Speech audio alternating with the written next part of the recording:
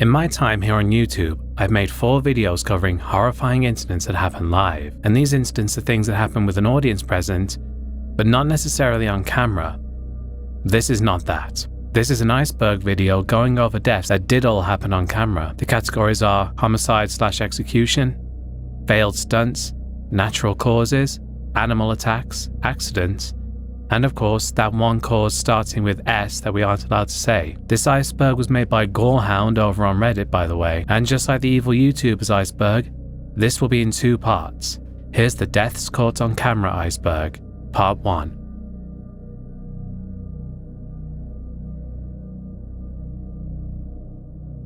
By the way, there's a good chance I will have had to remove 1 or 2 entries to get this video monetized, but the full video will be on Patreon if you want to see what I may or may not have had to remove.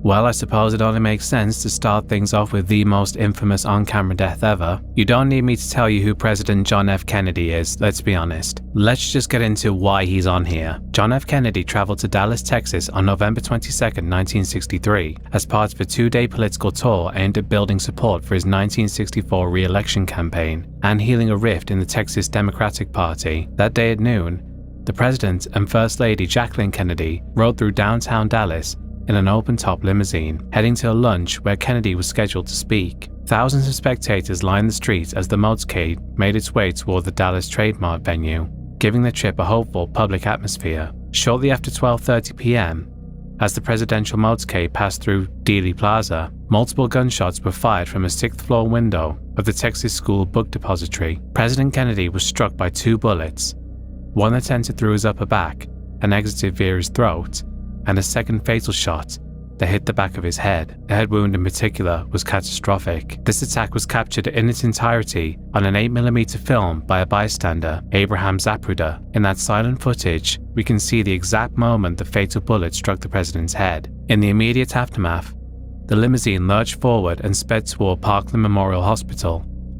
A Secret Service agent jumped onto the moving car as Jacqueline Kennedy cradled her mortally wounded husband, with her pink suit stained with his blood. The motorcade rushed to the hospital, but the massive head injury was unsurvivable.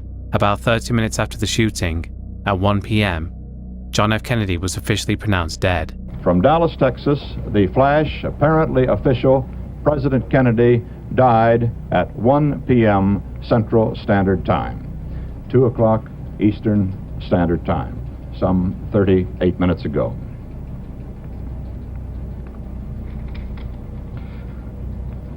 Vice President Lyndon Johnson has left the hospital in Dallas, but we do not know to where he has proceeded.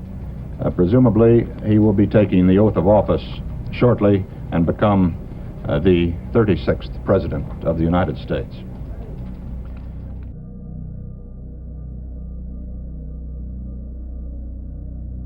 Brandon Lee was close to finishing The Crow, a dark atmospheric action movie that was meant to push him beyond the long shadow of his father, Bruce Lee. On the night of March 30th, 1993, Wilmington's Stage 4 had been turned into a dim apartment set, scattered with breakaway glass and blank firing weapons. Earlier in the week, the prop crew had pulled live slugs from .44 caliber cartridges to make them look authentic for a close-up, then left one casing's primer intact. When the round was dry-fired, its bullet crept into the barrel and stayed there, unseen. No one ran a rod through the bore before loading the gun again, this time with full charge blanks meant to flash, not kill. Just after midnight, the camera rolled on the scene where the gang leader shoots Eric Draven. Actor Michael Massey raised the revolver. The blank detonated, and a large slug blasted free at point-blank range. The crew heard a pop only slightly louder than usual, then watched Lee crumble, clutching his side, with blood booming through his thin black shirt. At first glance, some thought he was staying in character, then the real horror set in. Paramedics sprinted across the set lights, cutting away the costume while a boom mic dangled overhead, still live. Surgeons fought for 6 hours at New Hanover Regional Hospital before Lee was declared dead at 28, leaving the editing room with a gap no reshoot could fill. The footage of the accident was eventually destroyed, and Michael Massey was so scarred from the event that he reportedly never watched the film right up until his own death from stomach cancer in 2016.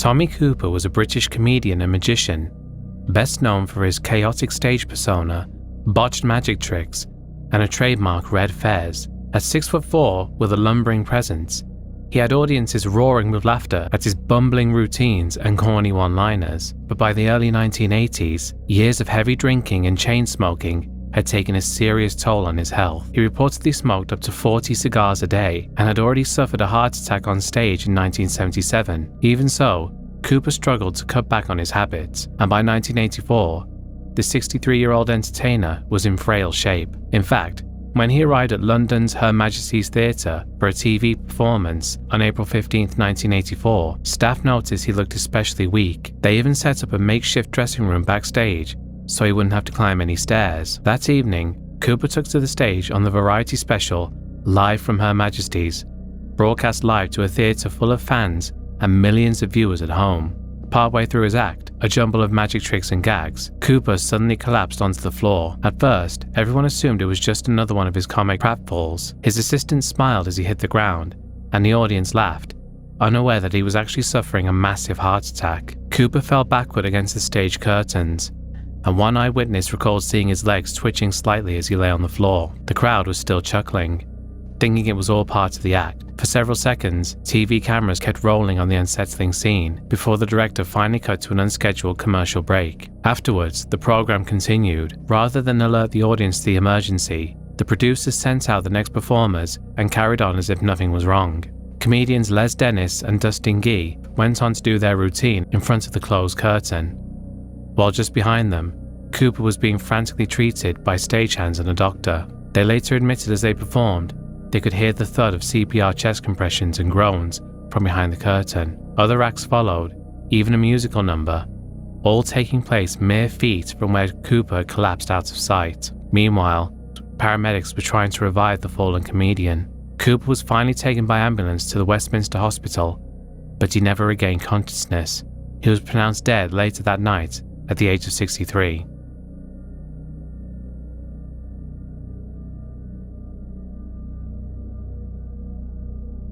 Steve Irwin grew up wrangling reptiles at his parents' wildlife park in Queensland and turned that childhood into the global juggernaut that was the TV show The Crocodile Hunter. By 2006, the 44-year-old zoo director, conservationist, and television host had filmed in more than 130 countries and was working on a new special called Ocean's Deadliest off Australia's Great Barrier Reef. Bad weather stalled the main shoot on September 4th, so Irwin, his producer John Stainton, and cameraman Justin Lyons motored to the shallow sand flats off Bat Reef to grab filler footage for his 8-year-old daughter's show, Bindi the Jungle Girl. A short-tailed stingray, roughly 2 meters across, lay on the seabed. Irwin planned to drift above it so the camera could capture the ray gliding away. As he hovered, the animal suddenly reared and struck, driving the serrated barb of its tail through the left side of Irwin's chest and into his heart.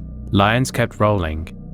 The water around Irwin clouded red as he surfaced, clutching the wound. On the deck, he managed one look at his friend and gasped, "I'm dying," before losing consciousness. Crew applied CPR while the boat dashed for a nearby low island, the camera still resting a few feet away, tape spinning. Blood pulsed through Irwin's shirt with every compression. Paramedics were waiting on the sand, but the jagged barb had pierced Irwin's heart in multiple places. They pronounced him dead at 2:26 p.m. The master tape, one of the only human deaths by stingray ever caught on film, was sealed away and handed to authorities, then returned to Irwin's family. Stainton says it has since been destroyed and will never be released.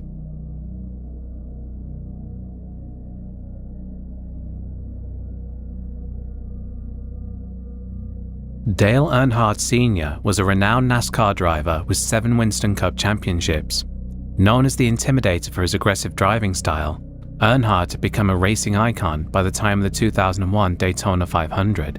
On February 18, 2001, during the Daytona 500, Earnhardt was running third on the final lap when he was involved in a fatal accident. As the field entered the last turn, his black No. 3 Chevrolet made slight contact with Sterling Marlin's car, causing him to lose control. Earnhardt attempted to correct the slide and veered back up the track, colliding with Ken Schrader's vehicle. His car then collided head-on with the concrete wall at about 155 to 160 miles per hour. The force of the impact tore off the car's right rear wheel and caused the hood to swing open and slam against the windshield. No! Big trouble! Big wreck behind them! Lead him back, come on! To the flag! Come on, Mikey, you got it, man. You got it, you got it, you got it! Oh, man. This is great. I just hope Dale's okay. I guess he's all right, isn't he? You okay? You okay?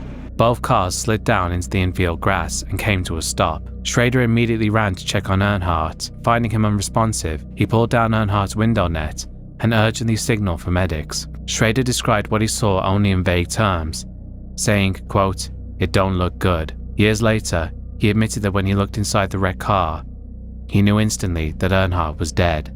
Earnhardt was extracted from the car and rushed to the nearby Halifax Medical Center. He was pronounced dead there at 5:16 p.m. An autopsy determined that he had sustained a fatal skull fracture at the moment of impact, a severe head injury that killed him instantly. He was 49 years old. The crash occurred on live television in front of 17 million viewers. This is undoubtedly one of the toughest announcements that I've ever personally had to make. But after the accident and turn 4 at the end of the Daytona 500, we've lost Dale Earnhardt.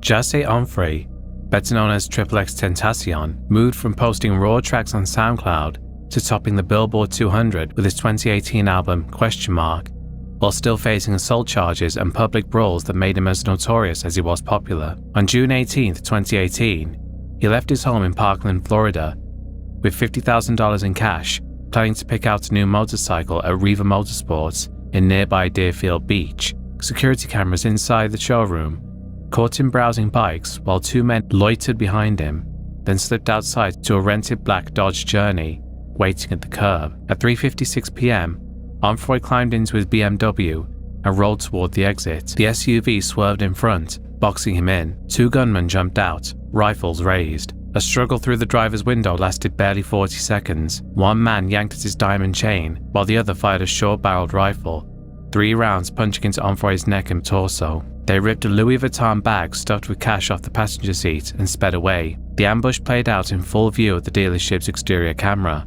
and within minutes, onlookers were filming the aftermath on their phones, posting clips of the 20-year-old slumped motionless behind the wheel as blood pooled across the white leather. Paramedics reached the scene quickly and found a faint pulse, but the bullets had torn his aorta. He was pronounced dead at 4:51 p.m. The surveillance tapes later became key evidence at the 2023 murder trial, where jurors watched the holdup unfold frame by frame before convicting 3 men of first-degree murder.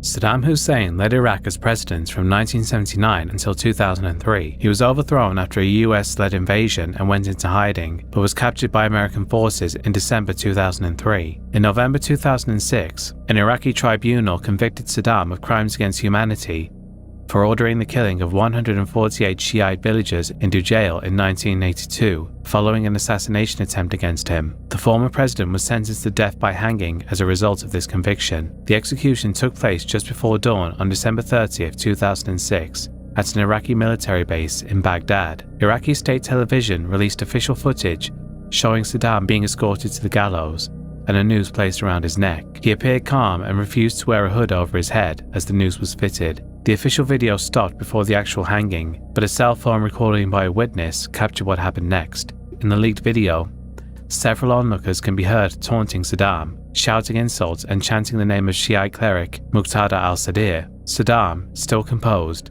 exchanged words with the crowd, at one point asking if they were acting in a manly way, and began reciting the Islamic Shahada prayer. Midway through his prayer, the trapdoor was released, and Saddam dropped through the gallows floor. The footage ends shortly after his death, and it spread rapidly online, sparking international controversy over the disturbing content of the execution video. It's also one of the videos that first brought attention to LiveLeak.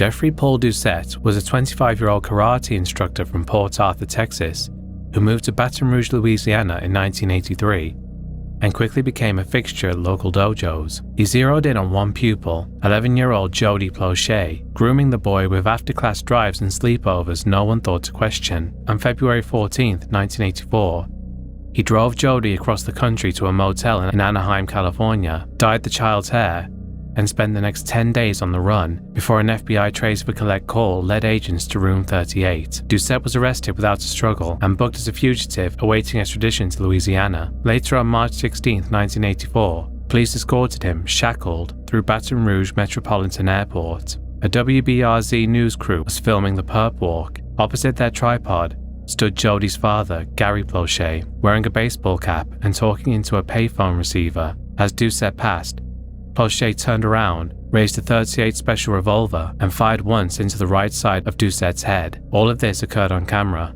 Officers wrestled Gary against the phone, with the audio catching a stunt detective yelling, "Why, Gary, why?" Doucette never regained consciousness.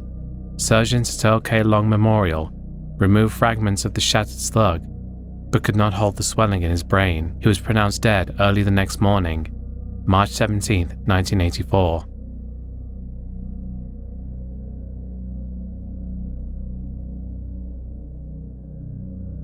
Ayrton Senna had already claimed 3 Formula One World Championships with McLaren when he switched to Williams for 1994, fighting a nervous, quote, aerodynamically unstable chassis while chasing Michael Schumacher in the early rounds. The San Marino Grand Prix opened under a pole, Rubens Barrichello's violent Friday crash, and Roland Ratzenberger's fatal qualifying wreck had left the paddock shaken, yet Senna insisted on racing, taping an Austrian flag in his cockpit to wait for Ratzenberger if he won. At 2:17 p.m. on May 1st, on lap 7, Senna's FW16 hit the flat-out Tamburillo left harder at 309 km/h, twitched, and ran straight offline. He braked hard, but still struck the unprotected concrete at 211 km/h. Television viewers saw only a brief plume of dust before the Williams ricocheted to a stop, with the nose and right front wheel gone.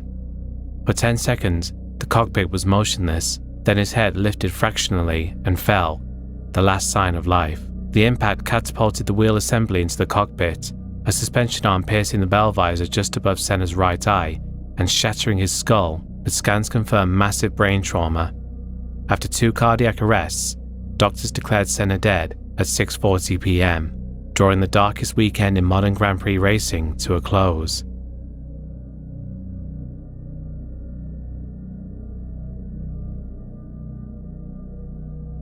We started this tier with JFK, and now we're moving on to the man who probably shot him. Lee Harvey Oswald was a former US Marine who became the alleged assassin of President John F. Kennedy in November 1963.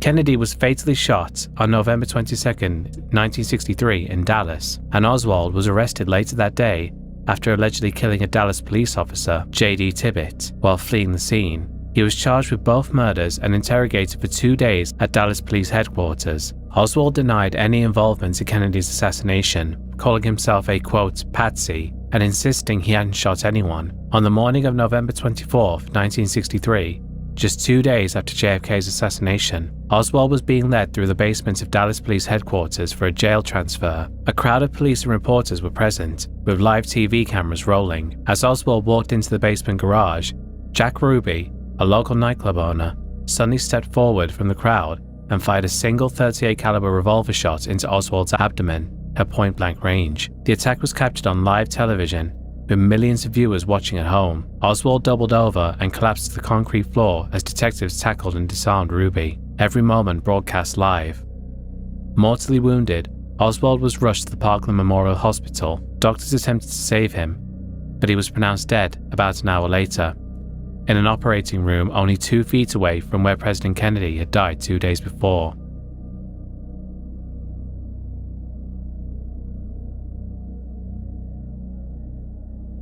Karl Wallender was a German high-wire artist and founder of the famous Flying Wallender's family acrobatic troupe. Renowned for his daring feats, like multi-person pyramids on a tightrope, he performed most of his stunts without a safety net. Over a career spanning decades, Wallender pushed the limits of high-wire performance with unwavering resolve. On March 22, 1978, The 73-year-old Walenda attempted another high-wire walk in San Juan, Puerto Rico.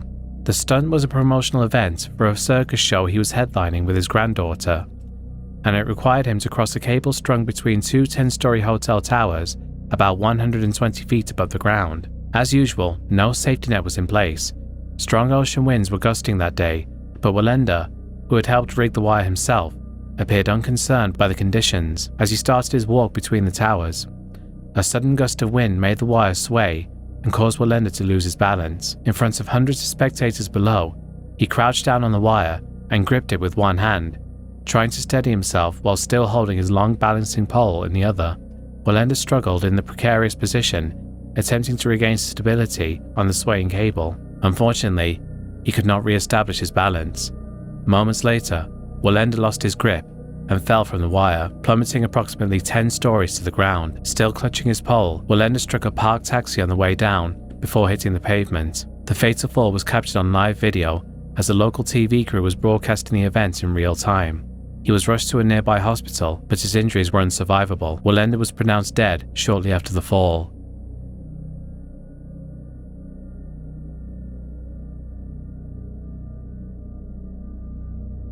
My name is Ricardo Lopez. It is January 14th, 1996. Today's my birthday. I'm 21. Now, yesterday I purchased this camera. Today I purchased the tripod. And I will begin a documentation of my life, of my art, and of my plans.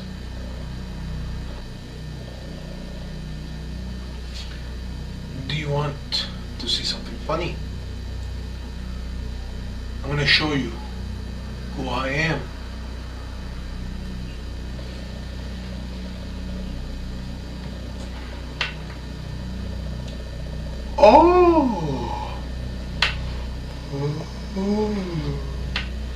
I am a monster.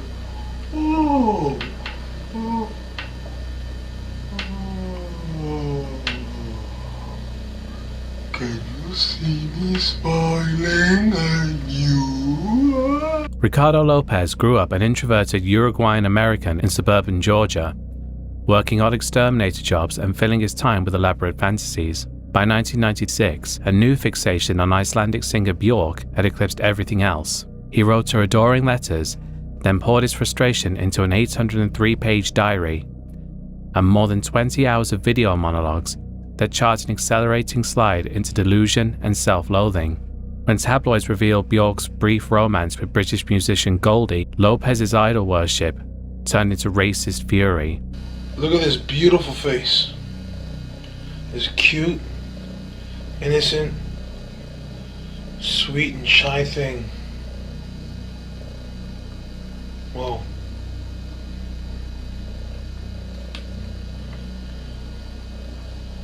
She's fucking a Can you believe that? Yes. Fucking nigga. That's unacceptable. He abandoned daydreams of meeting her and began assembling a hollowed-out book rigged to spray concentrated sulfuric acid, mailed across the Atlantic on the morning of September 12, 1996. Back in his Hollywood, Florida apartment, Lopez set up his camera. For a final tape he labeled Last Day. With Björk's music looping, he stripped naked, shaved off his hair and eyebrows, and painted his face in streaks of red and green. Staring into the lens, he explained in a flat voice that the gun beside him was ready to roll. It's 12, and I'm almost ready to roll.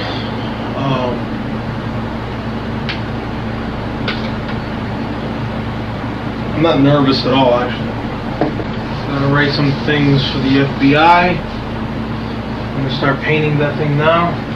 When the song ended, he yelled either "victory" or "this is for you," before taking the gun and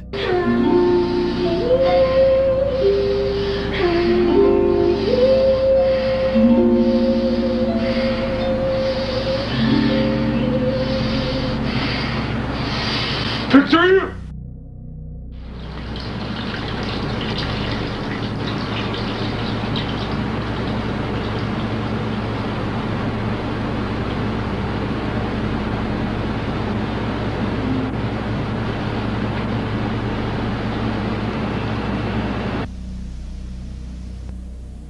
4 days later, neighbors complained about a foul odor. Police entered to find Lopez's decomposing body. Investigators alerted Scotland Yard, which intercepted the parcel at a South London sorting office and detonated it before it could reach Bjork. Outside her London home, on September 18th, Bjork, visibly shaken, called the episode, quote, terrible and very sad. The leaked footage of Lopez's death has since circulated widely online, preserving one of the most disturbing self-documented deaths ever committed to tape.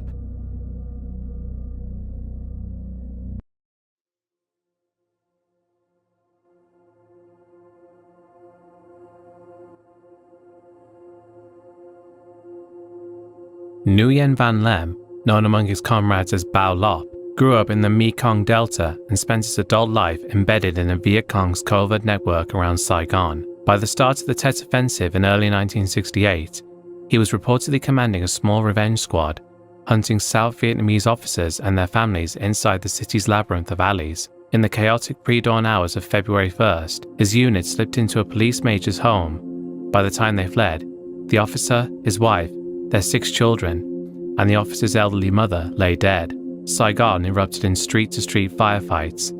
Lem, wearing civilian clothes and carrying a pistol with an empty magazine, was pulled from a hiding place near a blown-out intersection in Cho Lon just after noon. Soldiers dragged him onto Nguyen Van Loy Street and presented him to Brigadier General Nguyen Ngoc Loan, the hard-edged chief of South Vietnam's National Police. Lem stood barefoot, with his wrists tied, eyes darting from the cameras to the revolver Loan drew from his hip. Before anyone processed what was happening, Loan shot Lem in the head. Eddie Adams' camera froze the instant of impact, while embassy cameraman Vo Su kept rolling, the frame shaking as Lem collapsed. Viewers back home saw the execution uncut that evening. The image burned into the nightly news, a single second of war stripped of uniforms, rank and distance, captured in such brutal clarity that no one who watched it ever forgot the sound of that revolver echoing down a sun-bleached Saigon street.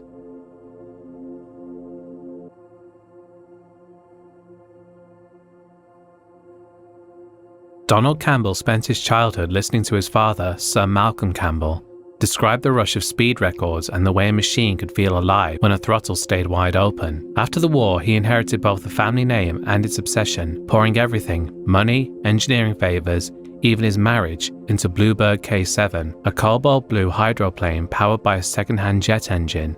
Through the mid-1950s, he pushed the boat faster in nervous steps, breaking the world water speed record 7 times, but never feeling he had truly eclipsed his father's legend. By the winter of 1966, he was back on Coniston Water in the Lake District, chasing 300 miles an hour because sponsors were drifting away and televised heroics still paid the bills. Dawn on January 4, 1967, arrived cold and glass flat, perfect water for his last chance run. Cameras perched on the shoreline followed Bluebird's first south-north pass, a blur of spray and turbine that clocked an official 297.6 miles per hour. Campbell radioed for an immediate return without refueling, a choice that saved time but shifted weight distribution. Halfway through the second leg, the hydroplane skinned past 320 miles per hour. Then its nose lifted clear of the surface.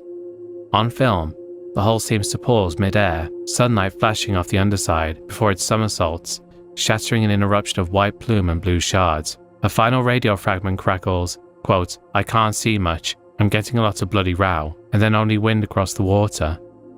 Wreckage rained down over 200 yards. Campbell's body vanished into 70 feet of winter dark lake, along with most of the cockpit. Rescue boats circled empty ripples, their engines echoing while news crews kept rolling, capturing the slow drift of debris that marked the spots where Britain's last speed king had simply ceased. His remains were not recovered for 34 years. The film of Bluebird breaking in mid-air needed no recovery. It replayed that afternoon on every television set that still believed a man could outrun the limits of metal and water.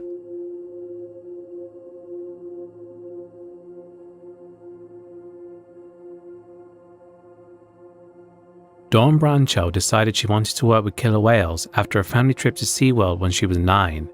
After earning a degree in psychology and animal behavior, she joined SeaWorld Orlando in 1994 and became one of its senior orca trainers, especially close to the 6-ton bull Tilikum, an orca already linked to 2 earlier fatalities. Brancho was known among her colleagues for strict adherence to safety protocols and an almost theatrical calm that kept shows running smoothly, even when the animals misbehaved. On the afternoon of February 24, 2010, she finished the Dine with Shamu program, a low-key session where a handful of guests ate lunch as she interacted with Tilikum in shallow water. Cameras, still rolling after the crowd thinned, caught her lying belly down on the slide-out platform, stroking Tilikum while chatting to onlookers. Without warning, Tilikum surged upward, clamped her ponytail in his jaws, and hauled her over the ledge. The surface exploded into white water and screams. A tourist's handheld camera kept rolling as alarms blared, and employees rushed diners toward the exits. For more than half an hour, the orca refused to release her, wrenching her body through the pool, surfacing just long enough for onlookers to glimpse her between the black and white mass of muscle and spray. Rescue staff stretched nets, blasted underwater signals, and dropped the metal gate, but Tilikum ducked and barreled away. When he finally allowed trainers to corral him into the medical pool, paramedics pulled Brancho's body onto the deck. Her scalp had been torn away, her left arm detached, cervical vertebrae shattered, ribs broken, and lungs flooded. The surveillance footage has never been made public, but fragments shown in court and later documentaries convey the sickening violence that's unfolded.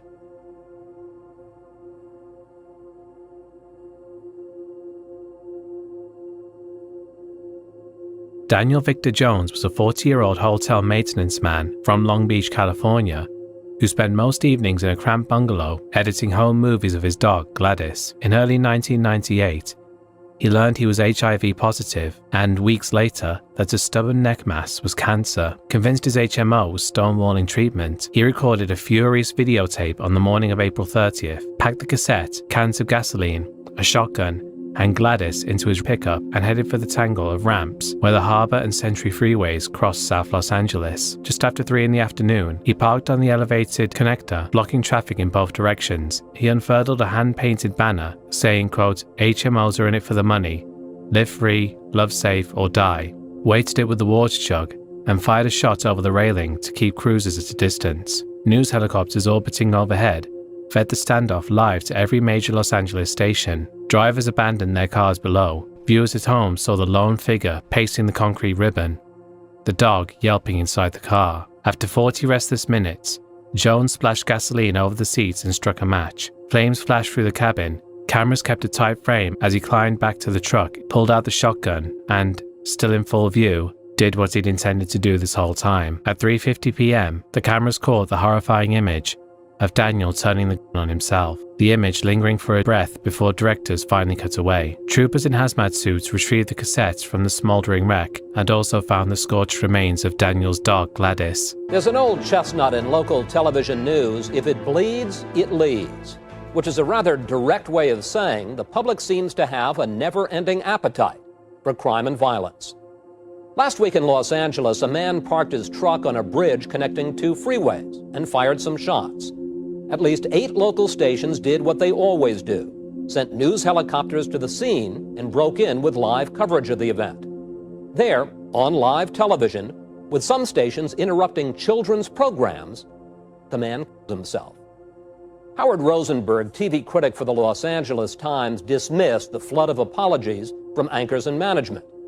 He charged local stations play Russian roulette with live coverage and got just the kind of violent climax they secretly want. Before we get too self-righteous about this, let's admit it. If the public didn't watch, if the ratings didn't go up, stations wouldn't put on this kind of stuff. As Nightline's John Donvan reports, in this case, all sides thought they knew what they were getting into.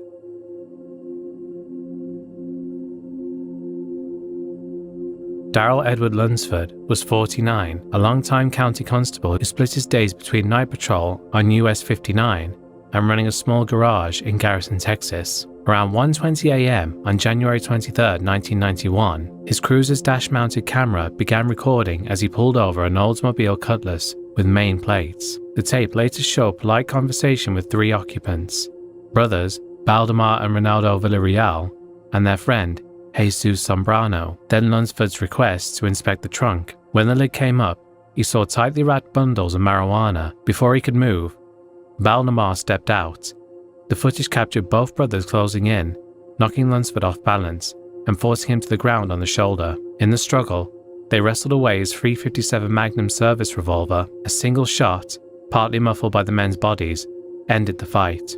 They dragged him into the roadside grass, returned to the car, and drove north, leaving the cruiser idling with lights still flashing. The unbroken recording provided a clear view of their faces and the license plate, leading investigators to the trio within days. Lunsford's camera documented the entire encounter start to finish, a stark, grainy record of a traffic stop that turned fatal in less than 2 minutes.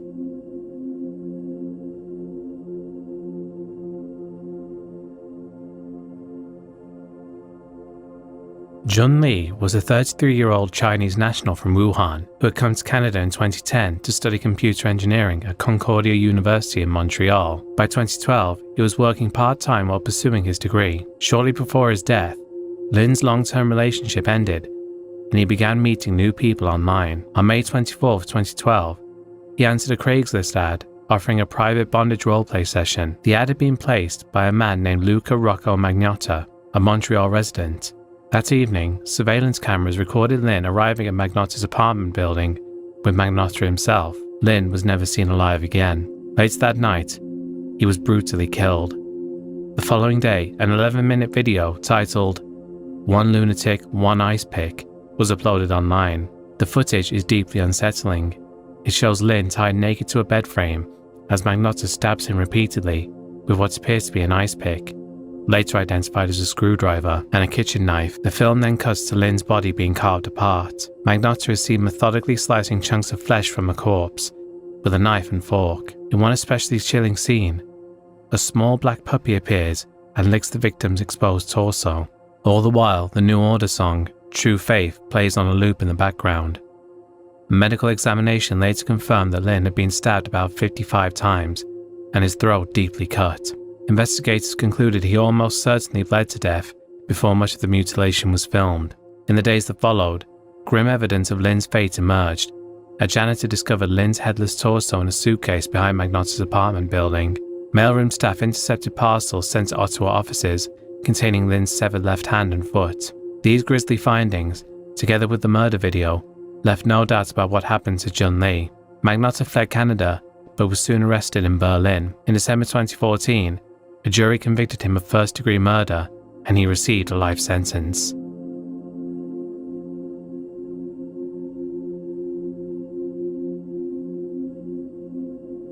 Joe Don Romero was 33, a father of 3 boys, and recently paroled felon with an old weapons conviction hanging over him. Warrants for violating that parole was still active when he rear-ended another driver on the edge of Phoenix just before noon on September 28, 2012. Instead of exchanging insurance, Romero pulled a handgun, commandeered a red Dodge Caliber, and fled west on Interstate 10, firing at patrol cars that tried to close a distance, and firing around toward a television helicopter shadowing the pursuit from above. Fox News cut into regular program as the chase crossed open desert near Tonopah, about 50 miles from the city. Anchor Shepard Smith, working with what was supposed to be a 5-second delay, narrated while the chopper's long lens kept Romero in frame. Viewers saw the SUV leave the highway, bump through sparse scrub, and stop short in a clearing. Romero stumbled out, glanced over his shoulder, and jogged a few paces before drawing the pistol from his waistband. The shot that followed was unmistakable. Smith yelled to cut the feed, but the delay failed. The incident aired live for several agonizing seconds before the control room dumped to a commercial. No, get off it. My name is Doug. Police reached the spot moments later and confirmed that Joe Don Romero was dead. In the days after, network executives apologized, calling the broadcast severe human error. Romero's relatives learned what happened when the clip ricocheted across the internet. His children eventually watched the moment frame by frame on phones at school, turning a routine car chase spectacle into one of the most jarring deaths ever captured on live television. Well, some splaining to do. While we were taking that car chase and showing it to you live, When the guy pulled over and got out of the vehicle, we went on delay. So that's why I didn't talk for about 10 seconds. We created a 5-second delay, as if you were to bleep back your DVR 5 seconds. That's what we did with the picture we were showing you, so that we would see in the studio what was happening 5 seconds before you did, so that if anything went horribly wrong, we'd be able to cut away from it without subjecting you to it. And we really messed up. And we're all very sorry. That didn't belong on TV. We took every precaution we knew how to take to keep that from being on TV. And I personally apologize to you that that happened. Sometimes we see a lot of things that we don't let get to you because it's not time appropriate, it's insensitive, it's just wrong. And that was wrong. And that won't happen again on my watch. And I'm sorry. We'll update you on what happened with that guy and how that went down tonight on the Fox Report. I'm sorry.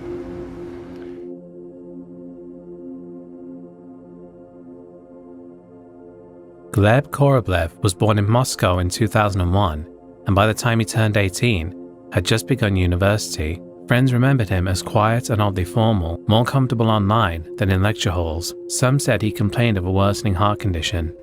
Though nothing was confirmed, in the early hours of October 17, 2019, he opened a VK livestream. He greeted a viewer named Nikita, warning him not to call Koroblev's parents too quickly, and set a Saiga 12 rifle upright beside the chair, before revealing why he had the gun there. After he had done that, the stream continued in complete silence, apart from the camera's own cooling fan. It went unattended for more than 2 hours, until police finally entered the room.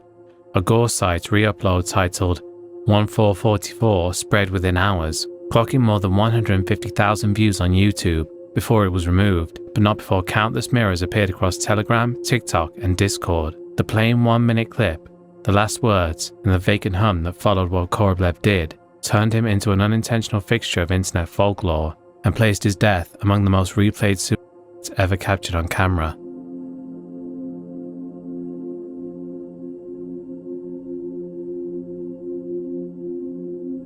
Ronald Merle McNutt was 33, an Iraq War reservist from New Albany, Mississippi, who held a day job at the Toyota plant after coming home in 2008. He carried untreated PTSD, lost his girlfriend that summer, and drank hard to blunt the noise inside his head. On the night of August 31st, 2020, he launched a Facebook Live session from a cluttered apartment bedroom, a half-empty whiskey bottle beside the keyboard, and an old rifle propped against the desk. Viewers at first heard the casual chat he often used as therapy, then watched him fire a loose shot into the ceiling.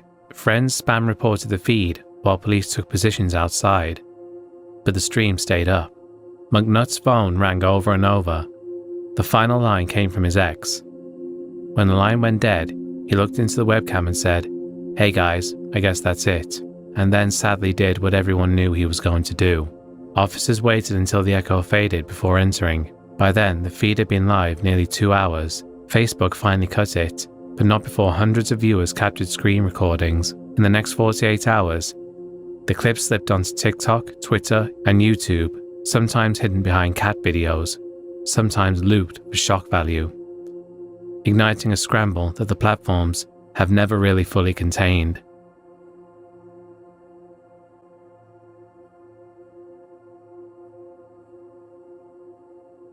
Brian Douglas Wells was 46 and had spent more than a decade delivering pies for Mamma Mia's Pizzeria in Erie, Pennsylvania.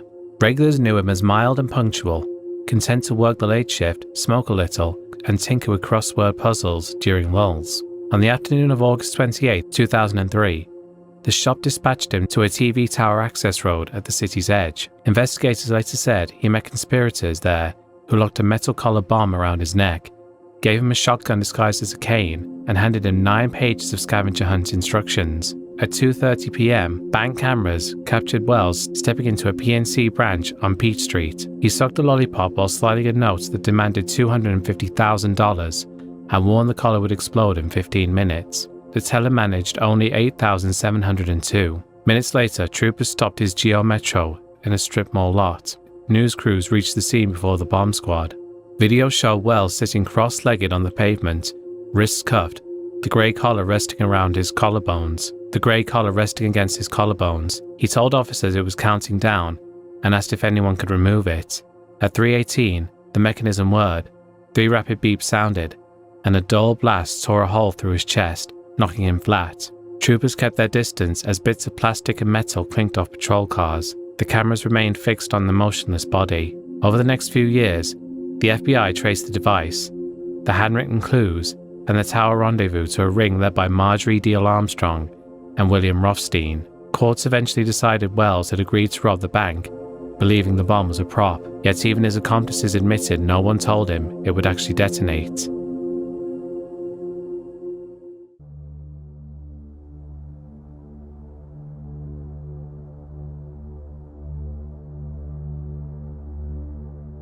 Slobodan Praljak grew up in Kapelgina, the son of an engineer, and drifted from electrical engineering to filmmaking and philosophy in Zagreb before the wars of the 1990s pulled him into uniform. As a Bosnian Croat general, he ordered artillery that smashed the medieval Stari Most Bridge and hit surrounding neighborhoods.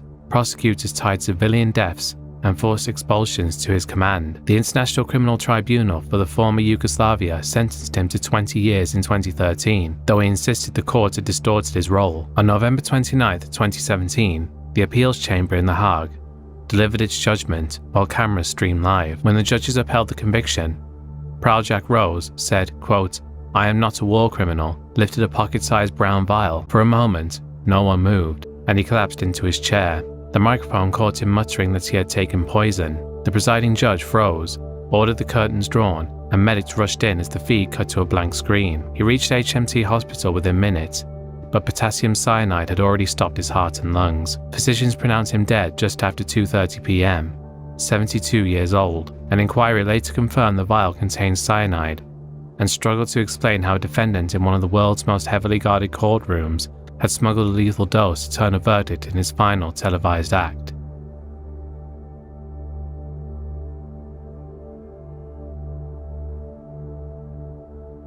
Shinzo Abe was born into a dynasty of Liberal Democrat Party power brokers in 1954 and climbed their ranks to become Japan's longest-serving prime minister, steering the country through economic doldrums and an increasingly tense Pacific. After stepping down in 2020 for health reasons, he remained his party's busiest campaigner. On the morning of July 8, 2022, he stood on a traffic island outside Nara's Yamato Saidaiji station, giving a slump speech for an LDP candidate. Handheld phones streamed the scene. One captured a figure 30 feet behind him, raising a crudely boxed double-barreled gun. 2 thunderclips cut through Abe's sentence. Smoke burst around the gunman as lead slugs punched into Abe's neck and heart. Cameras kept rolling while the former premier's face blanked. His knees buckled, and he fell backwards onto the asphalt. Security detail wrestled the shooter, Tetsuya Yamagami, to the ground, revealing a weapon lashed together from metal pipe and plywood. Broad daylight showed the blood that spread across Abe's white shirt as medics performed chest compressions beside scattered campaign leaflets. An air ambulance lifted him to Nara Medical University Hospital within minutes. Surgeons transfused liters of blood, but the wounds had shredded an artery. At 5:03 p.m., he was declared dead at 67. Investigators later said Yamagami blamed Abe for his family's ruinous donations to the Unification Church and practiced with homemade firearms for months, turning one of modern Japan's safest public spaces into the stage for a televised political assassination.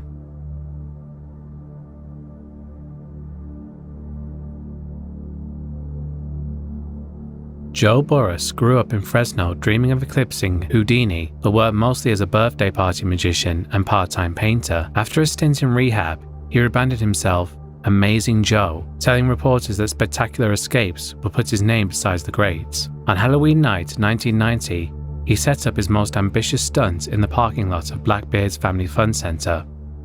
A clear acrylic coffin, handcuffs and padlocks, a 7-foot pit, and a cement truck waiting to pour 7 tons of wet mix over him. The year before, he had pulled off the same trick using only dirt. This time he skipped a weight test, convinced the thicker walls of the new coffin would hold. Local news crews rolled tape as workers lowered the sealed box into the ground. Cement splashed and steam rose in the cool air. Seconds after the last load hit, a muffled crack sounded, first like a branch snapping, then a low crunch, before the lid imploded. The slurry and surrounding soil collapsed, burying Burris under a shifting grey mound while the crowd still applauded. Thinking it was part of the show, stagehands hesitated, then clawed at the pit with shovels until firefighters arrived with backhoes and floodlights. It took nearly half an hour to reach the coffin. The acrylic walls had shattered inward, pinning Burris in a kneeling position with his face pressed into broken plastic. Paramedics found no pulse. He was 32. Late-night footage showed rescuers lifting his crushed, mud-slick body as the cameraman's lens fogged, the unfinished applause tapering into stunned silence.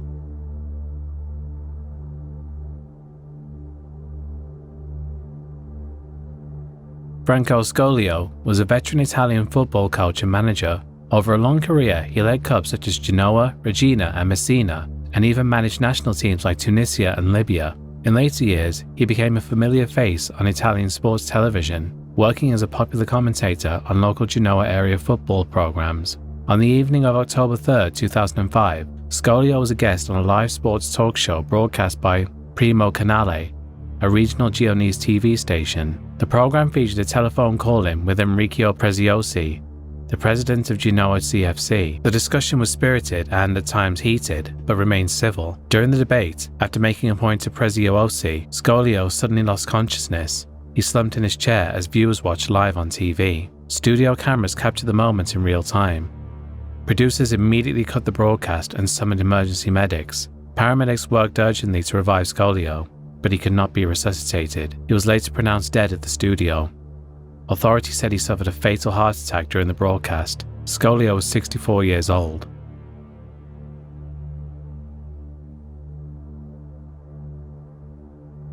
Maritza Martin Munoz grew up in Cuba and rebuilt her life in South Florida, working factory shifts and raising her 15-year-old daughter Yoandra after a bruising divorce from truck driver Emilio Nunez. When Yoandra hanged herself in November 1992, 3 months pregnant and tormented by family conflict, Nunez blamed Martin for everything, telling Spanish-language reporters that the girl had been, quote, murdered by her own mother. On the morning of January 18, 1993, a Telemundo crew met Nunez at Our Lady Queen of Heaven Cemetery in North Lauderdale. Their segment for the tabloid show, O Curio Así, opened with Nunez kneeling at the fresh grave, speaking in broken sobs to the camera. Halfway through the take, Martin's blue sedan rolled up. Nunez pointed her out. Reporter Ingrid Cruz marched to the driver's window, shoving a microphone through the glass.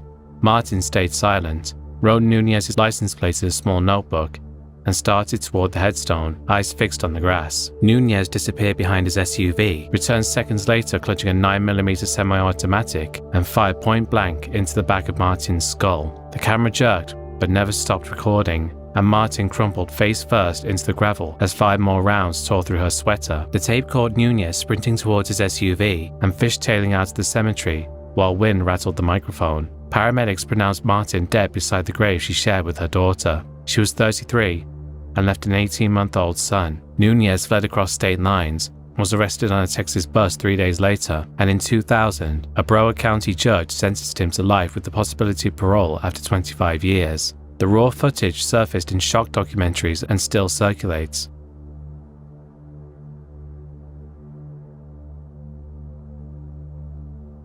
Philip LaForce Hutchinson was born in Arlington County, Virginia in 1963, drifted out to the Marines, and piled up convictions for kidnapping and armed robbery long before Texas handed him a life sentence. He escaped a prison work detail in July 1987 and surfaced in Denver 6 months later, broke and still hunting cash. Just before noon on February 9, 1988, he strolled into the Rio Grande Operating Credit Union with a .357 and a battered suitcase, snatched roughly $3,000 and tore off in a brown Chevy Blazer. Patrol cars closed in within minutes, but he ran through traffic, clipped bumpers, and, in a single violent swerve of West 48th and Tennyson, struck Detective Robert Wallace as the officer stepped from an unmarked cruiser.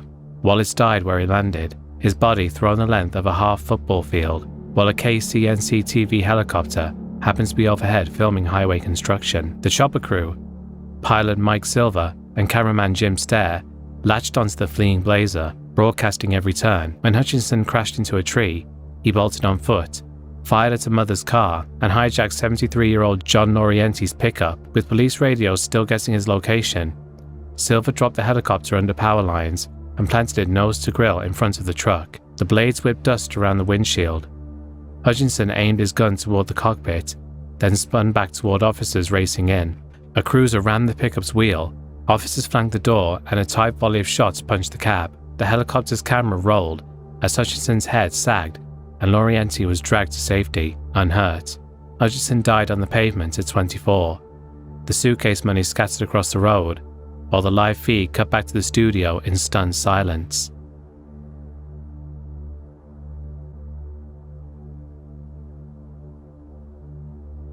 Olga Gaikovich was 29, a logistics clerk from Russia on a family road trip through Rostov Oblast with her husband Vadim, his brother, and a toddler in the back seat. Late morning on June 11, 2012, their Audi A4 cruised the two-lane stretch between Azov and Peshkovo, while a Cam AZ flatbed rumbled past in the opposite lane, its load stacked with shrink-wrapped pallets of bricks. Dashcam footage showed the convoy look ordinary, until one bundle fractured. Several bricks sprang free, with one flying across the center line and punching through the Audi's windshield. Glass cracked in a white flash, and the bricks slammed into Gajkovich's temple. The camera kept rolling as the interior filled with dust, and Vadim's voice cracked with shock into ragged sobs. She never spoke. The blow had already fractured her skull. Paramedics reached them within minutes and rushed her to Azov City Hospital, but surgeons declared her dead 2 hours later. Police stopped the truck inside Azov and opened a criminal case against the driver for unsecured cargo, noting 16 tons of bricks had been strapped down with frayed webbing. The unedited dashcam clip features no gore, just sunlight, a flying brick, and the sound of a family coming apart, spread across the internet as the, quote, Russian brick video.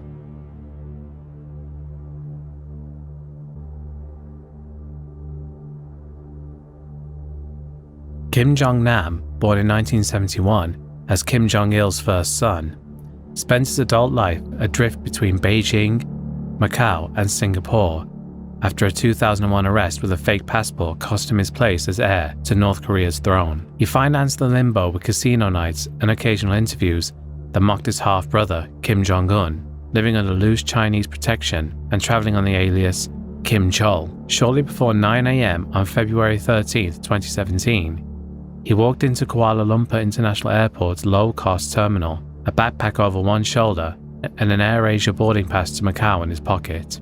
CCTV recorded two women closing in from opposite sides of the departure hall, Indonesian Siti Aisyah and Vietnamese Don Thi Huang. Each pressed gloved hands across his eyes and mouth, then hurried to the bathroom to rinse a clear, oily liquid from their fingers. To bystanders, it looked like a slapstick prank.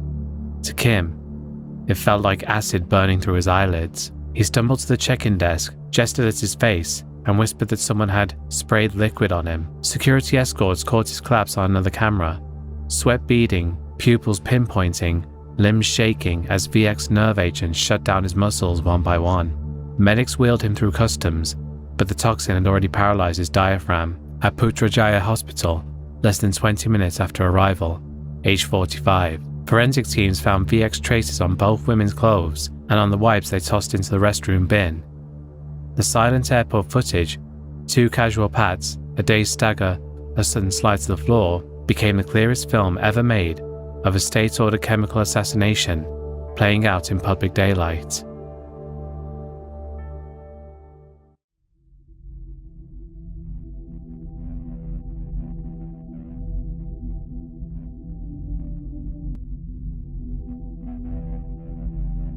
Riccardo Paletti grew up in Milan's industrial outskirts and raced anything he could fit into before his 20th birthday. Karts, then Formula 3, then the bruising European Formula 2 series, where his raw pace earned him a last-minute seat with the tiny Osella squad for the 1982 Formula 1 season. The car was stubborn and underfunded, but Canada on June 13th looked like a chance to finish his first Grand Prix. He lined up 23rd on the grid, helmet visor already fogging in the humid Montreal air. When the red lights went out, pole sitter Didier Pironi's Ferrari stalled dead ahead. Drivers scattered, squeezing through gaps no wider than their mirrors. From the back, Paletti had almost no time to react. 180 kilometers an hour bled away in half a heartbeat, yet the Osella still speared straight into the motionless Ferrari. The impact crushed the nose, shoved the steering column through his chest, and split the full fuel cell. A sheet of fire rolled across the grid, and broadcast cameras caught the moment Pironi, still strapped in his car, tried to climb clear. And the car's caught fire! The driver is still in the car! They're going to get onto the job right now. He's got a medical air supply in there. They're getting the firefighting onto it. They're trying to get it out. They're getting the fire under control. Come on, lads, get more fire in there. More extinguishers. Get in there. Yes, this is going to be difficult because there's 40 gallons of fuel in that car. The driver is obviously trapped in the car. They're approaching the driver now. One of his mechanics has come over. Didi Pironi is getting a fire extinguisher. He's getting into the fire. Didi Pironi in the lead overalls here trying to direct one of the fire officials. This is the start of the race, the very first lap. Remember, the car's only left the starting grid. An enormous amount of smoke, toxics around there, potentially very dangerous. We don't know which of Jarier or Paletti are the two. It's Paletti, I believe, that is in the car. The car looks as if there's still flame there. I hope somebody has pressed his medical air supply. Paletti, I believe, is the driver in the Oscilla. Paletti, the Italian driver. It took rescue crews more than 20 seconds to quell the fire, and nearly 5 minutes to cut him free. Even then, he lay silent, eyes half open behind a melted visor. On the way to Montreal's Sacré-Cœur Hospital, his heart stopped twice. Surgeons restarted it once, but the internal damage was beyond repair. Riccardo Paletti was pronounced dead at 23. The race continuing as dusk settled over a scorched start line.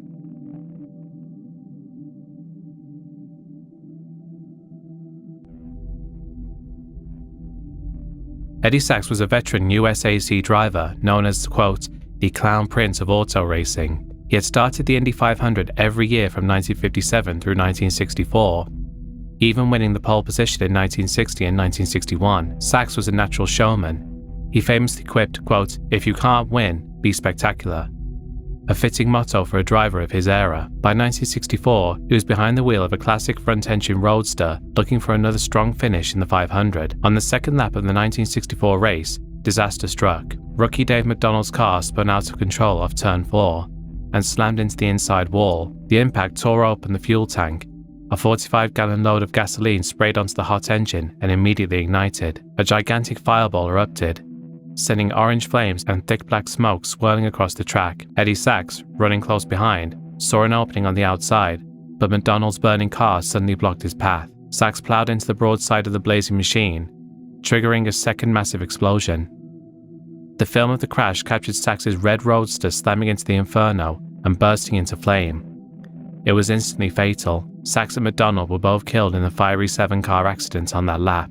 For viewers of the archived footage, the scene was truly harrowing. The camera showed nothing but fire and smoke. One driver later recalled that, quote, the whole track was blocked with fire.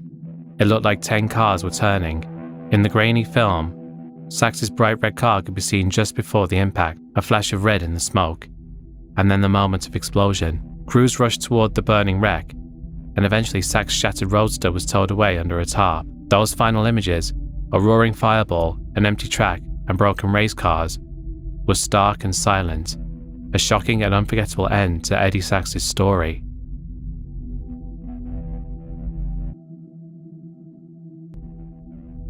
Luis Donaldo Colosio was a rising star in Mexican politics. He had been handpicked by President Carlos Gortari as the Institutional Revolutionary Party's presidential candidate, effectively making him the frontrunner for Mexico's next election. The PRI had governed Mexico virtually unbroken throughout the 20th century. Colosio, an economist by training and former congressman and cabinet minister, vowed to fight poverty and corruption. He styled himself as a, quote, man of the people, and often moved through crowds with minimal security. By early 1994, Mexico was on edge. An armed uprising in the southern state of Chiapas had erupted in January, and many citizens were hungry for change. Still, Colosio pressed on with his campaign. On March 23, 1994, he traveled to Tijuana for a late afternoon rally in the Lomas Taurinas neighborhood. Colosio arrived in a good mood just after 4 p.m., smiling and greeting supporters as lively music played in the background. Minutes later, the unthinkable happened. Television cameras were rolling as Colosio walked slowly through the packed courtyard.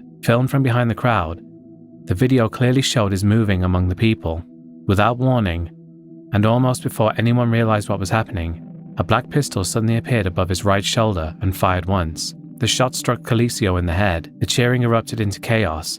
The crowd screamed in horror. On the video, Colosio's hand flew to his temple as he crumpled face first onto the dirt. Crimson blood immediately stained his forehead and soaked the white collar of his shirt. Bystanders acted in a frenzy. They lunged at the gunman, tackling him and beating him with fists and feet. Coliseo lay motionless in the dust as aides and medics gathered around. He was rushed to a nearby hospital, but hours later he was pronounced dead. The raw footage of the assassination, the sudden flash of violence, the spray of blood, the stunned crowd, was broadcast all across Mexico.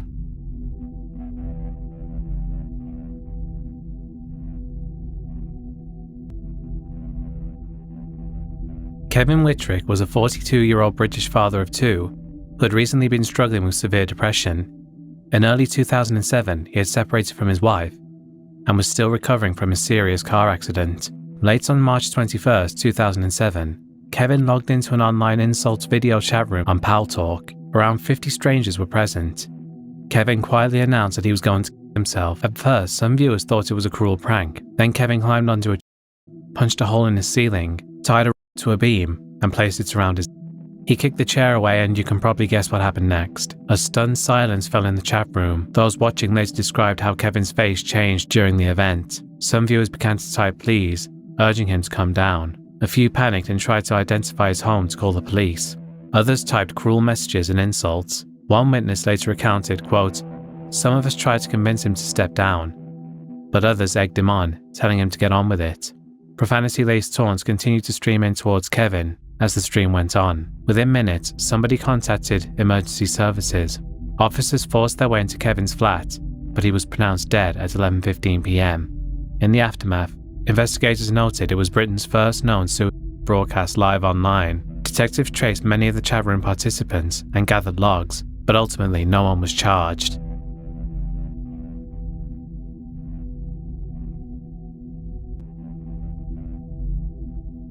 Daijiro Kato was a Japanese MotoGP racer, a former 250cc world champion, who by 2003 was competing in the Premier class with Honda. On April 6, 2003, at the Suzuka Grand Prix, Kato was slowing down from the high-speed 130R corner and braking into the chicane when his rear tyres suddenly lost grip. The bike veered sharply to the left and its left side violently struck a tyre barrier, then smashed into a foam wall. The impact threw Kato off his machine and into the air. He was flung headfirst into the foam barrier, then hurled like a spinning disc as he flew through the air. He landed face up on the tarmac about 30 meters beyond the barriers. Cameras captured the crash in real time. Viewers saw the bike flip into the wall and Kato lying motionless. He was unconscious immediately. Marshals and medical staff responded within seconds. 4 rescuers knelt over his body and lifted him gently by the shoulders, torso and legs onto a stretcher. They tried to keep his neck and head aligned, though the investigation noted his head did slip back as he was moved. An ambulance arrived and medics continued care en route. The race was not stopped. It continued under caution while marshals carried Kato off the track. Kato never regained consciousness. He was flown to a hospital, but 2 weeks later, on April 20th, doctors announced he had died from the brain stem injuries sustained in the crash.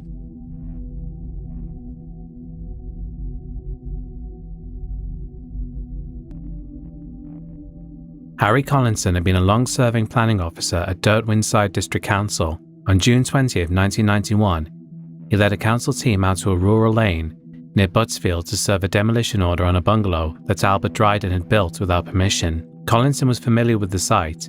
He'd even advised Dryden on tree planting and permissible work there, and he insisted the demolition take place in daylight, with TV cameras present to ensure transparency.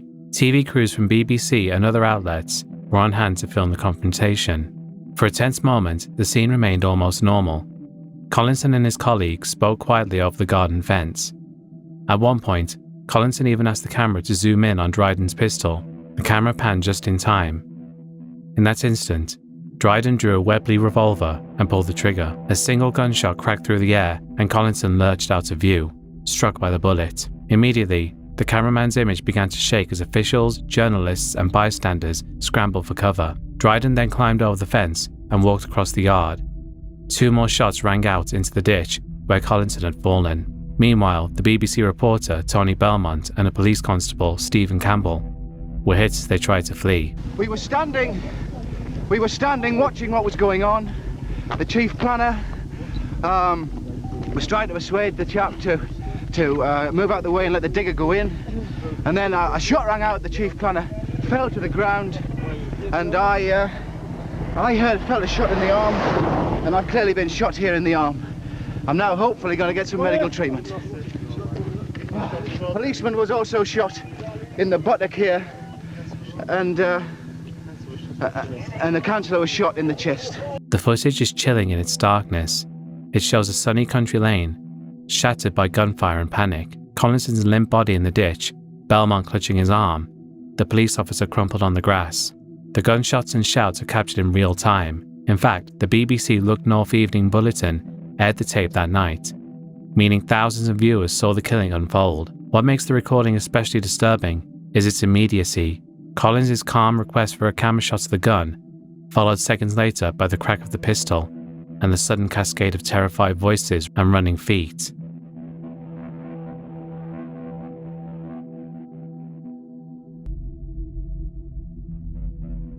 Zhao Kui-mei was a 23-year-old crane operator in Quzhou, China, who had become a minor social media celebrity by sharing videos of her job.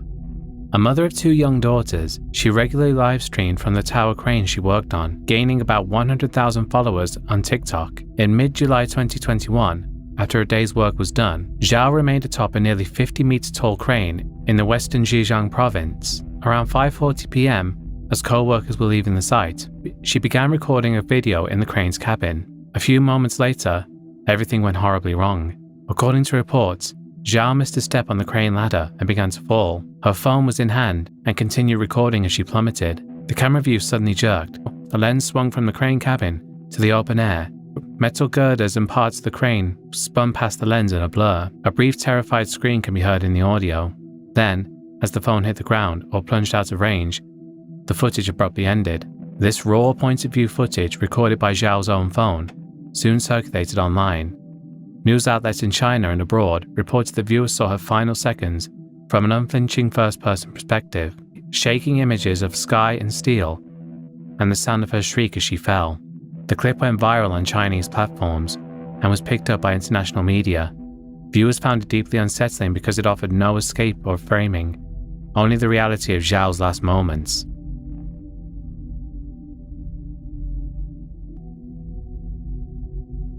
Butch Laswell was born in Las Vegas and raised in Overton, Nevada. From a young age, he idolized Evel Knievel, building ramps and jumping everything from cars to bicycles. He turned professional in his late teens, and by 1981, he set a world distance jump record of 180 feet. Over the next 2 decades, he amazed audiences worldwide and completed more than 5,000 jumps with a perfect safety record.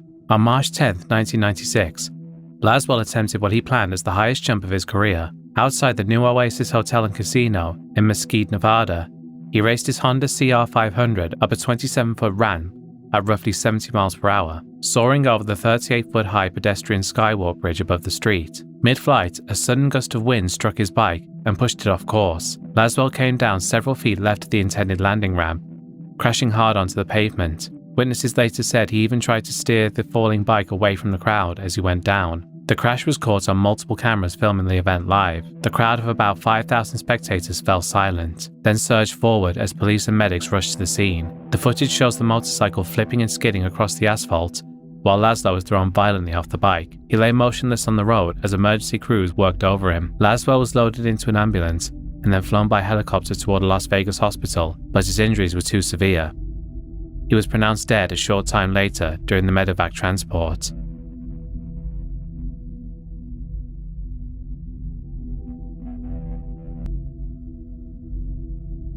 Hector Duarte was 18 years old. Desperate for cash to buy drugs, he tried to rob a bakery in Cuau, Venezuela on April 5, 1998. The robbery went wrong.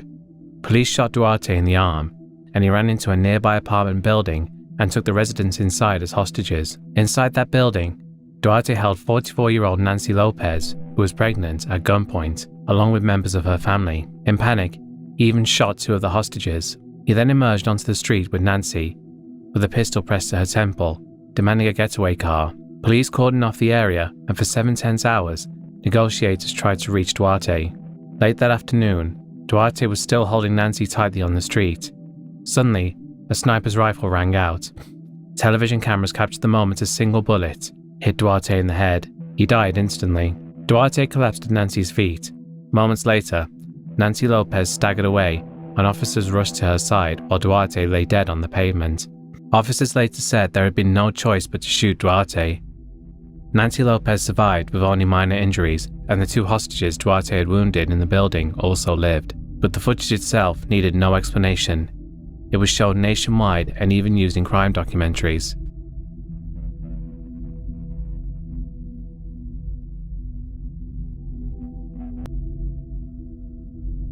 Okay, spoiler, I'm not going to show any of the footage from this case, because if I did, the entire screen would be nothing but one big blur. That's how horrific this is. Alejandra Eco Chup was a 32-year-old woman from Alta Verapaz, Guatemala. She lived in the rural village of San Miguel del Norte in Chisec with her partner, Mario Osvaldo. Alejandra was the mother of 3 young children. Osvaldo was married to another woman and had 7 children of his own, but maintained a relationship with Alejandra.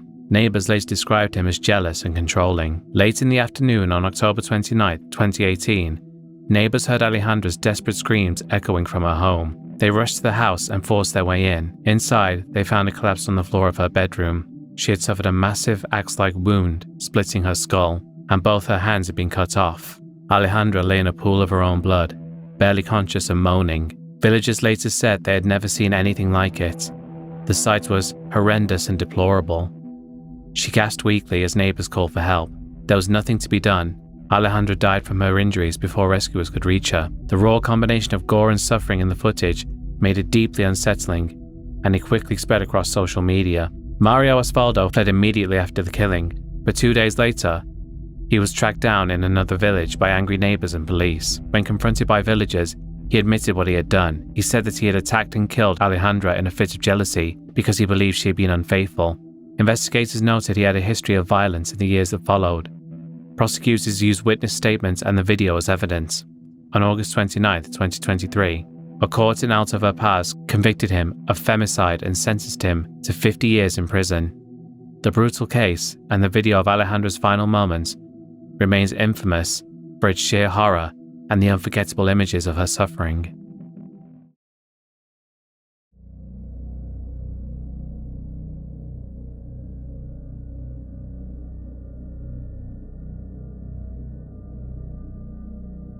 Tyree Sampson was a 14-year-old football prospect from St. Louis who already stood around 6'2" and weighed about 380 pounds. He flew to Orlando for spring break with a friend's family and spent the evening of March 24, 2022 at Icon Park, drawn to the brand new Orlando Free-For-All Drop Tower, a 430-foot ride advertised as the world's tallest of its kind. Operators placed Tyree in a seat whose shoulder restraint never locked flush against his torso. The ride manufacturer's manual limited riders to about 287 pounds, yet maintenance records later showed that sensor calibrations had been modified so restraints could register closed when several inches ajar, apparently to accommodate larger guests. When the gondola dropped, it free fell past 400 feet before magnetic brakes engaged. As the seats decelerated near the tower's base, roughly 100 feet above the ground, Tyree slid forward through the yawning gap and fell at highway speed onto the concrete below.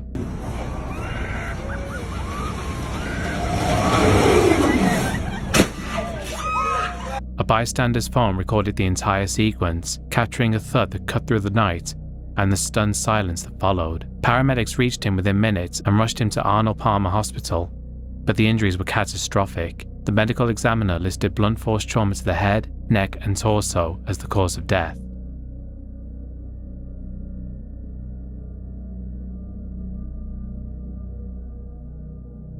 Marquise McLaughlin was a 28-year-old Clearwater native and father of 3 who juggled night shifts at 7-Eleven with daytime childcare so his partner, Brittany Jacobs, could work as a nursing assistant. On the afternoon of July 19, 2018, he pulled into the Circle A food store with Jacobs and their kids.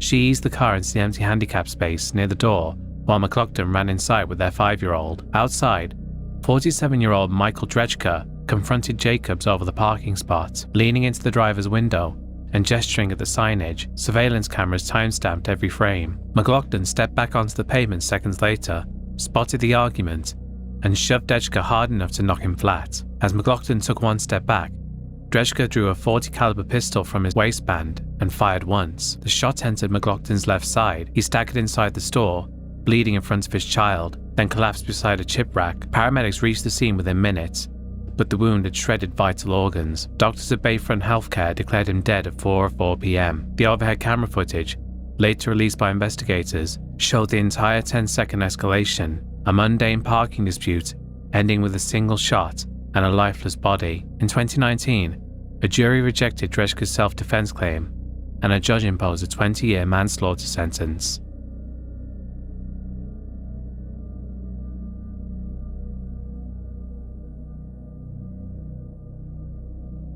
Franz Reichelt was a 33-year-old Austrian-born tailor who ran a small dressmaking shop off the Champs-Élysées and spent his nights stitching canvas and silk into what he called a, quote, parachute suit. Aviation deaths filled Paris newspapers in the early 1910s, and Reichelt believed his wearable wings could save pilots forced to bail out at low altitude. After months of appeals, he secured a police permit to drop a dummy from the first deck of the Eiffel Tower, about 57 meters above the frozen Champ de Mars, on the morning of February 4, 1912.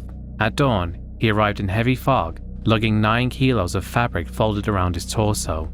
Cameramen set up 2 tripod rigs, one on the deck and another in the courtyard below. Reichelt promised officials he would test only a mannequin, yet once the crowd had gathered, he announced he would jump himself. Seconds before 8:30, he climbed the iron guardrail, tossed a scrap of paper to gauge the wind, then balanced on the edge for almost a minute, while the suit rustled like a collapsed umbrella. He leapt.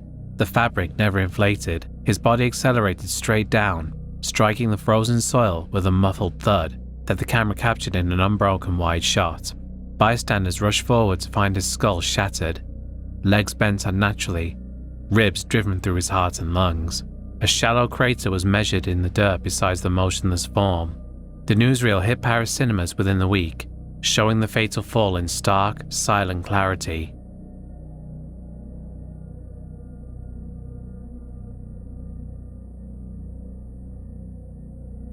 Paul David Hilton grew up in Bolton and spent most of his 30s juggling warehouse shifts, an on-again off-again struggle with alcohol, and the demands of raising 4 young children. By early 2022, his mental health had nosedived. He had been admitted for self-harm in January, dropped out of an addiction program that summer, and was drifting between short medication runs and long stretches of withdrawal. Just after 7 a.m. on April 30th, 2022, he propped his phone against a cupboard in the front room of his terraced house in Tennis Street, opened Facebook Live, and watched the view count climb. Close friends who clicked the notification expected banter. Instead, they saw him loop a length of orange nylon rope over an exposed stair rail. The camera angle never shifted. Someone finally realized what they were watching and dialed 999. Paramedics forced the door 6 minutes later, with the stream still running, audio filled with their shouted instructions. Hilton was already motionless and beyond resuscitation.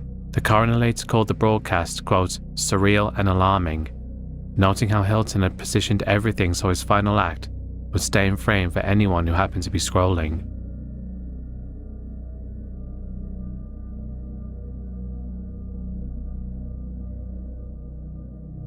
Leonardo Henriksen was born in Buenos Aires to a Swedish engineer father and an English-Argentine mother in 1940, and spent his early career threading film in newsreel rooms before Swedish television hired him for foreign assignments in 1969. By the time he reached Santiago in mid-1973, he had already recorded 14 coups, a record that gave him a cool instinct for where to stand and when to start rolling. Just after breakfast on June 29, 1973, the first rattles of gunfire echoed outside the Hotel Crillon. Henriksen shouldered his Eclair camera and followed correspondent Jan Sandquist toward La Moneda, where mutinous army tanks were shelling the palace gates. His viewfinder framed a squad of infantry pushing crowds back. The officer in front, Corporal Hector Bustamante, noticed the lens and fired once, then again. Henriksen kept filming, pleading for calm until a third shot, fired by a jittery conscript, punched through his torso. The camera continued to record as he crumpled, capturing a sickening lurch of stone pavement and Sandquist's panicked voice before the reel ran out. Bustamante tore the exposed film loose, unaware of the Eclair's hidden backup chamber. That unspoiled strip reached international news desks a month later, showing viewers the exact frame where the muzzle flash met the lens, and the man behind it vanished from view. Henriksen was 33, and his dying footage became the most direct evidence of the failed Tanquitazo uprising, and of his own murder ever put on broadcast tape.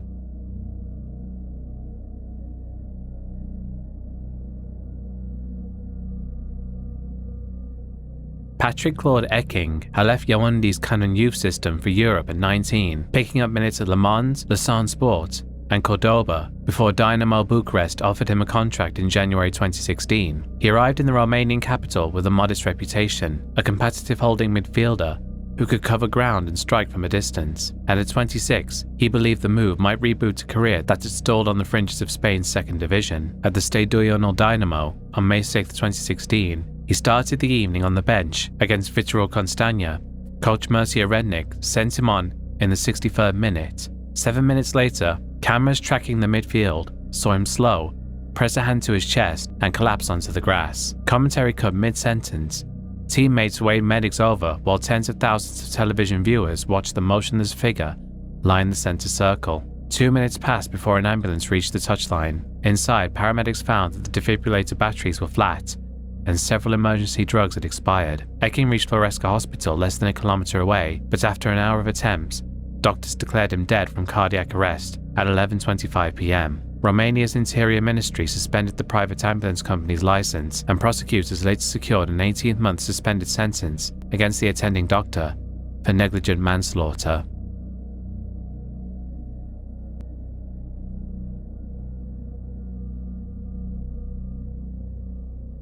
Pete Schrum, born in Wise County, Texas, had already survived the Korean War and a lifetime in insurance sales before he took a quieter night shift at Diamond Shamrock in Mesquite. At 61, he was a few months shy of retirement, still wearing the straight posture of a former army sergeant behind the counter, where he liked to chat with regulars. Late on March 27, 1993, he rang up gas for Peggy Wells, who stepped outside to fetch the purse she had forgotten. I was trying to read tanks. I thought you'd forgotten me.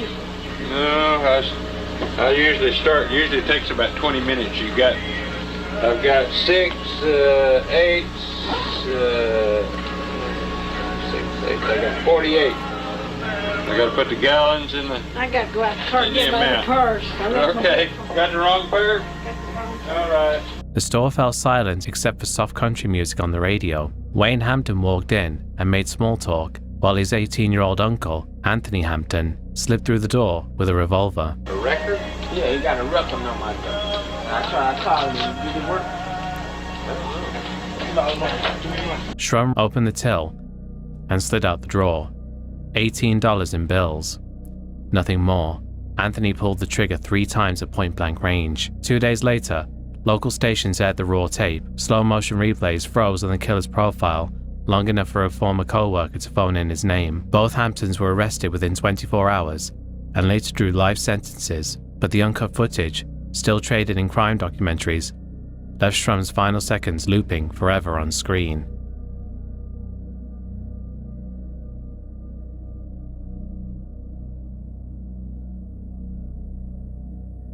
Sun Momo spent more than a decade on China's country fair circuit with her husband and longtime stage partner, Zhang, supporting their 2 children with a traveling aerial skills act that always looked riskier than it paid. At dusk on April 15, 2023, the pair rose 10 meters above an outdoor stage in Hoguao village in the Yongguo district. A farm show crane lifted them. No harnesses or net were in place after a backstage dispute over safety lines that Sun reportedly refused to wear. The crowd's phones captured her standing on Zhang's feet, reaching for his neck and suddenly dangling when the transition slipped. She kicked once, then plunged straight to the plywood.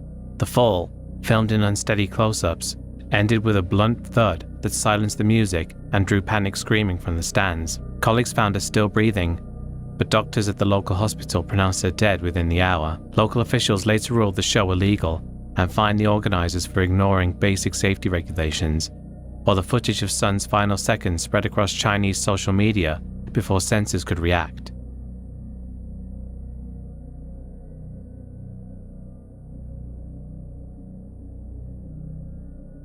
Cleon Duke drifted through a string of short-term jobs and a prison stretch for aggravated stalking before settling in Panama City, Florida with his wife, a laid-off school teacher. Medical files listed bipolar disorder, neighbors saw mounting debts, and an obsession with the date he had circled, December 14, 2010. That afternoon, he walked into a Bay District School Board meeting with a gun holstered in his waistband and a small can of spray paint. The meeting aired live on 2 local stations. Duke rose from the back row, stepped into frame, and traced a red V inside a circle on the wall, a blunt nod to V for Vendetta. He ordered every woman out, leaving 6 board members frozen behind the desk. 4 tense minutes of shaky negotiation ended when he leveled a 9mm Smith & Wesson at Superintendent Bill Husfeldt and squeezed the trigger. Splinters leapt from the desktop. The board dove as a second round punched the floor. District Safety Chief Mike Jones burst through a side door and returned fire in a burst that echoed off the chamber walls. Duke staggered, his chest darkening with blood, yet still managed to squeeze off 6 errant shots towards the doorway. Bleeding heavily, he muttered, "I'm going to die today," and he then made sure it wasn't the police who killed him. The unedited footage hit YouTube within hours and notched 1 million views before sunrise, sealing Clay Duke's last act in a pixel-sharp permanence.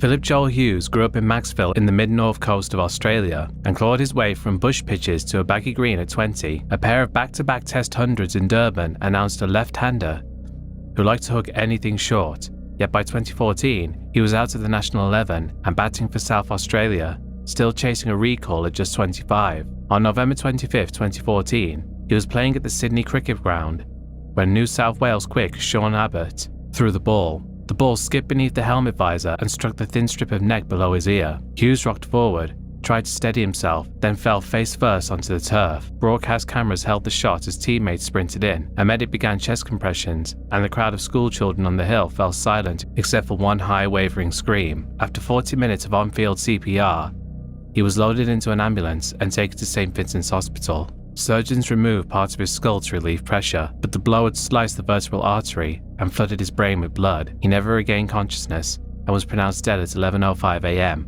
on November 27th.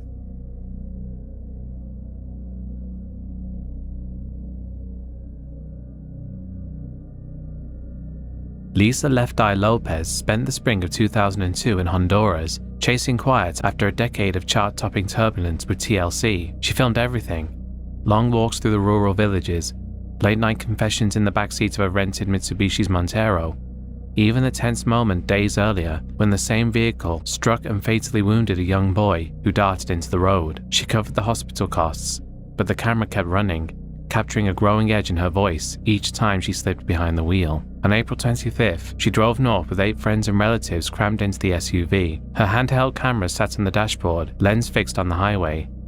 Mid-afternoon, glare bled across the footage as an oncoming truck drifted into her lane. Lopez jerked the wheel, overcorrected, and the Montero veered onto a narrow dirt shoulder. For 9 raw seconds, the tape shook with metallic thuds and panic screams while the vehicle flipped end over across a shallow ditch. When the dust settled, the camera lay sideways, half obscured by broken glass. Footage faded to groans, then to heavy breathing. Rescuers found Lopez 20 feet from the wreck. The roll bar had crushed the passenger side, but she had been thrown clear. A ragdoll silhouette in the grass, skull fractured, pulses fading. Paramedics pronounced her dead from severe head trauma before dusk.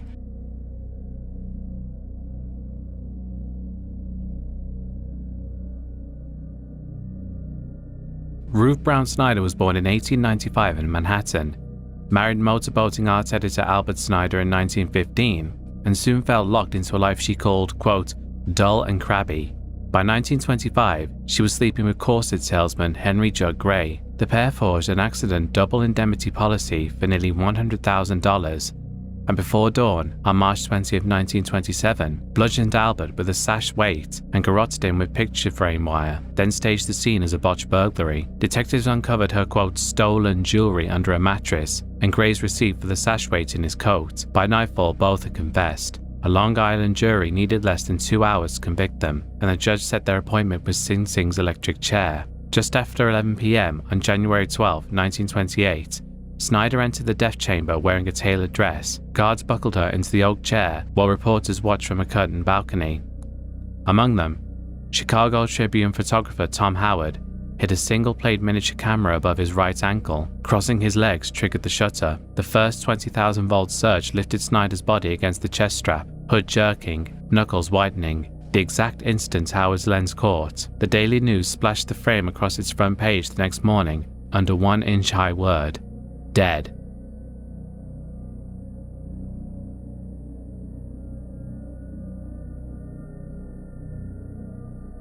Ricardo Alfonso Sena grew up in Guatemala, slipped across the US-Mexico border in the 1980s, and spent 2 decades moving between construction jobs and small-time drug deals in California.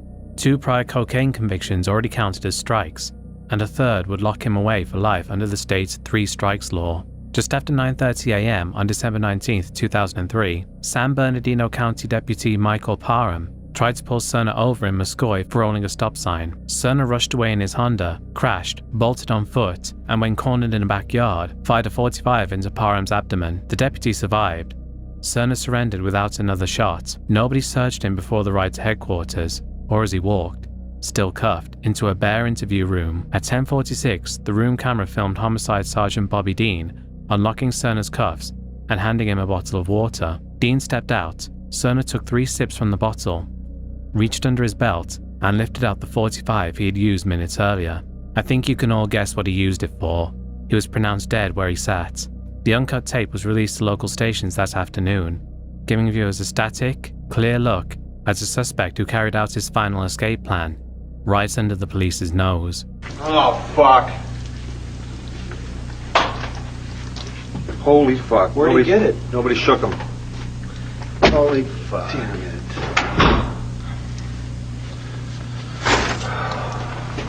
Fuck. Holy fuck. Damn it. Son of a bitch.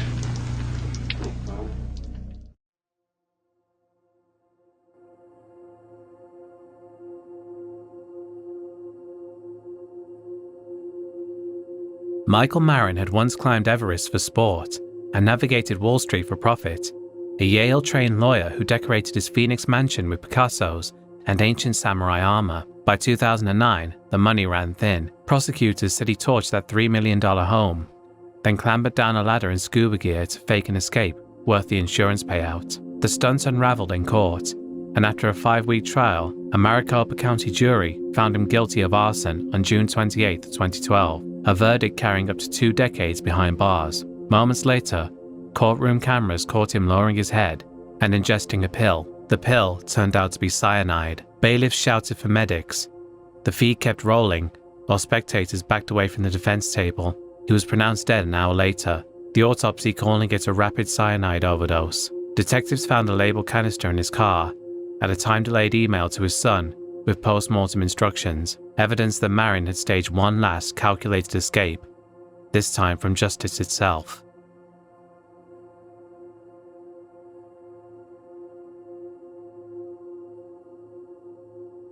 Brandon Carl Vidas, a 21-year-old computer hobbyist from Phoenix, better known in IRC circles as Ripper, spent his downtime testing the limits of prescription chemistry and bragging about it on the psychedelic forum Shroomery. In the early hours of January 12, 2003, he opened a webcam feed to the channel, typed, quote, "I got a grip of drugs," and set a number of bottles and a jar of dried mushrooms within view. His plan, he claimed, was routine weekend excess. Viewers, many strangers, filled the chat with goads and dares as the experiment began.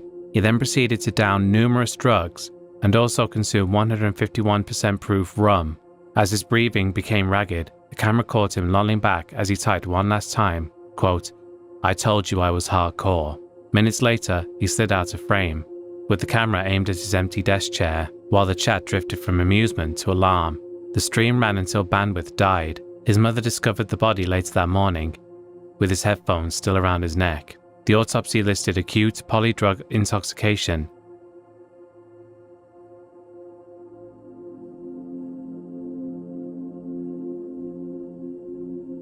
Louisa Jesperson grew up in the Danish town of Ikast and spent her early 20s chasing wild landscapes, South America, Scandinavia, anywhere that promised altitude and solitude. In 2018, she and fellow outdoor recreation student, Maren Newland, booked cheap tickets to Morocco, planning to pitch a tent near the village of Imlil and tackle Mount Toubkal before Christmas. Locals saw them laughing over street food in Marrakesh, then boarding a minibus into the Atlas Mountains, with battered packs and little gear beyond warm layers, cameras, and a single small stove. On the night of December 16th, they chose a lonely clearing, 600 meters from the nearest lodge. 4 men, self-radicalized jihadists who had filmed a pledge to Islamic State, spotted the camp by flashlight. They crept in while the women slept, overpowered them, and forced Louisa in front of a phone camera set upright on a rock. The clip that surfaced a day later ran just over a minute, with a blurred torchlight, a serrated knife, Louisa's muted screams, and the sound of the killers reciting takbir as they severed her head. Marin at that point was already dead, laying behind her off screen. Hikers discovered the bodies at dawn. Detectives counted 23 stab wounds on Louisa alone and traced the uploaded video back to a shared Facebook account, leading to a wave of arrests across Marrakesh's poorer districts. Courtroom footage in 2019 showed 3 defendants receiving death sentences without flinching, showing zero remorse for what they did to Louisa and Marina.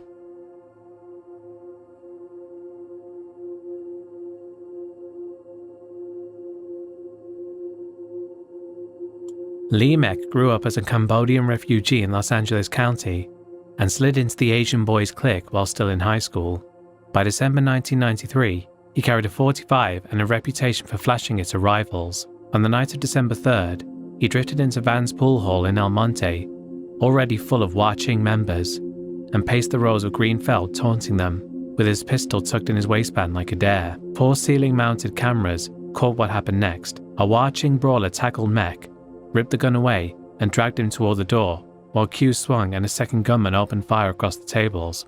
Mek broke free, tried to fold himself behind a corner pocket, but bullets punched through the slate and wood, 5 through his torso and 2 into his skull. The lenses kept rolling as the gunman jogged out, leaving Mek face down. Police replayed the silent tape frame by frame to identify Cho Long Yang, whose life sentence and eventual parole in 2020 could not blunt the feud that the recording ignited across Southern California's Asian gang scene.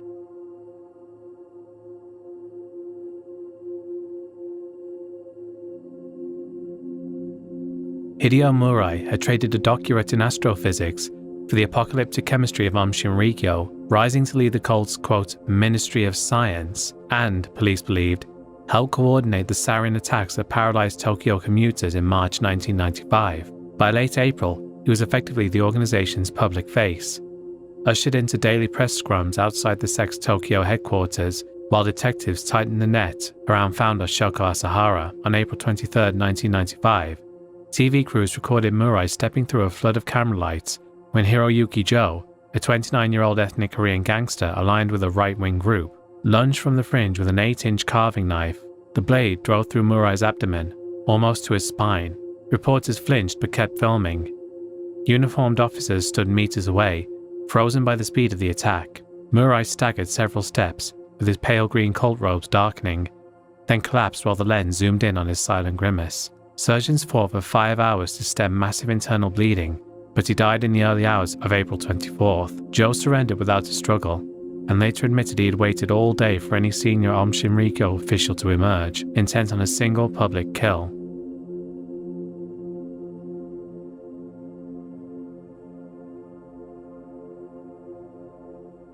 Professor Rita Jitendra had been a fixture of Jammu and Kashmir broadcasting since the 1950s, a Sanskrit scholar who later became the first woman secretary of the state's Academy of Art, Culture and Languages, and a familiar voice on Radio Kashmir and Doordarshan. Even in retirement, she still accepted on-air invitations, eager to talk about 6 decades of stage plays, teaching and cultural work. On the morning of September 10, 2018, she took the guest chair on Didi Kashir's live breakfast show, Good Morning J&K. At 8:30 a.m., she was mid-sentence, recounting how television had shaped her life, when her words stalled. A hiccup caught in her throat, and her head tipped backward. Viewers saw her mouth fall open and her eyes glaze, while the host froze, then waved frantically for producers, who cut the feed to a documentary only after the cameras had shown several long seconds of her gasping collapse. Crew members tried chest compressions in the studio corridor. An ambulance rushed her to the hospital, but doctors pronounced her dead on arrival. The cause was a sudden cardiac arrest, likely triggered by an arrhythmia. Hours earlier, during the car ride to the station, she had reportedly remarked that she hoped to, quote, go like APJ Abdul Kalam, working until the last breath. The raw studio footage, replayed that afternoon on local news, showed that her wish had played out on live television.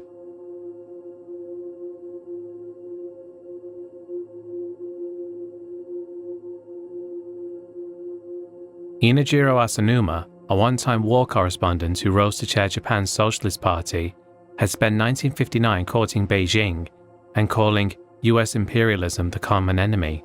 a line that made him a lightning rod for the country's emboldened ultra-nationalists. On the afternoon of October 12, 1960, he stepped onto the stage of Tokyo's Hibiya Public Hall for a nationally televised election debate. Hecklers drowned his opening words until the moderator calmed the 2,500-strong crowd. 17-year-old Otoyo Yamaguchi then rushed from the wings with a 13-inch knife taken from his father. Cameras caught the blade punching into Asanuma's left flank. He staggered 3 steps, collapsed, and bled out internally before the ambulance doors even closed. The footage rolled uncut, and photojournalist Yasushi Nagao's split-second frame of the second thrust won the next year's Pulitzer. Yamaguchi smiled while guards pinned him to the stage, later telling police he had delivered, quote, heaven's judgment on a man turning Japan red. 21 days later, he would die by his own hands in his cell, leaving a toothpaste slogan on the wall, saying, 7 lives for my country, long live the Emperor.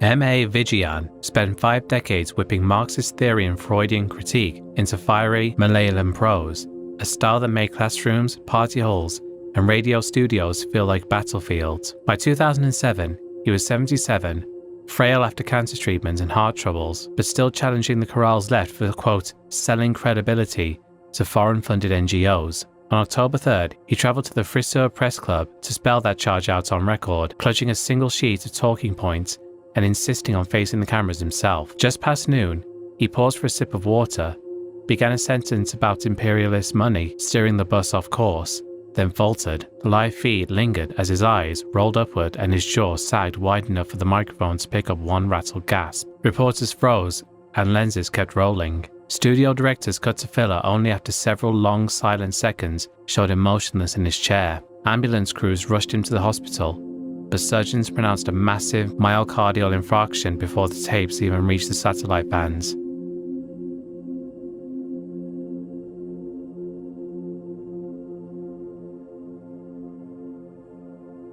Jorge Torres Jr., a 42-year-old house painter from Winter Park, Florida, had spent 2 years in a combustible on-again, off-again loop with Sarah Boone. Police files show 4 domestic battery arrests for him, 1 for her, each bonded out by the other before the bruises faded. Late on February 24, 2020, the couple shared wine in Boone's condo.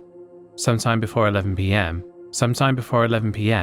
he squeezed himself into a blue suitcase as a drunken joke, and she pulled the zipper shut. Instead of letting him out, she filmed 2 phone clips. The camera fixed on the rocking bag while Torres' muffled voice begged, "Sarah, I can't breathe," his words thinning as the fabric choked off air. Boone laughed and answered, "Yeah, that's when you do when you choke me, Sarah," before leaving the suitcase in the middle of the living room floor and walking upstairs. The medical examiner later calculated that Tora gasped inside the bag for as long as 11 hours, clawing at the lining until his nails broke, then went still from asphyxiation and heat buildup. Boone dialed 911 after noon the next day, claiming she had fallen asleep during a game of hide-and-seek. Detectives recovered the phone moments after they arrived, and the lens of her own phone became the prosecution's star witness at a trial that ended with her life without parole sentence in 2024.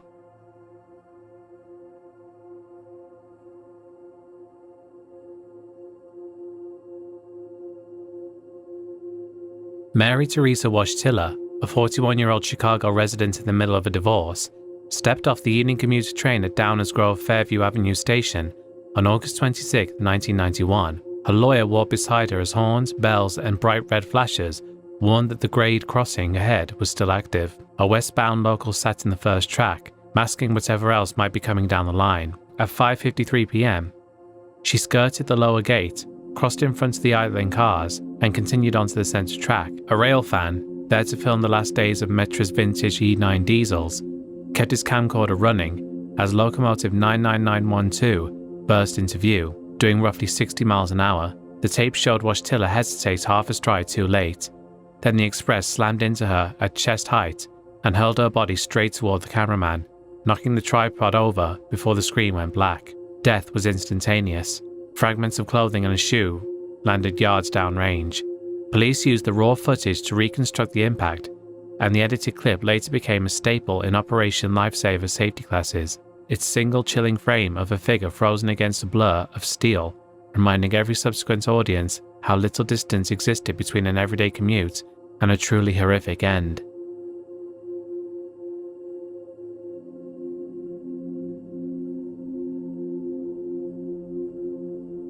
Bob Flanagan, born in 1952 and diagnosed with cystic fibrosis before he could drive, refused to surrender his body quietly.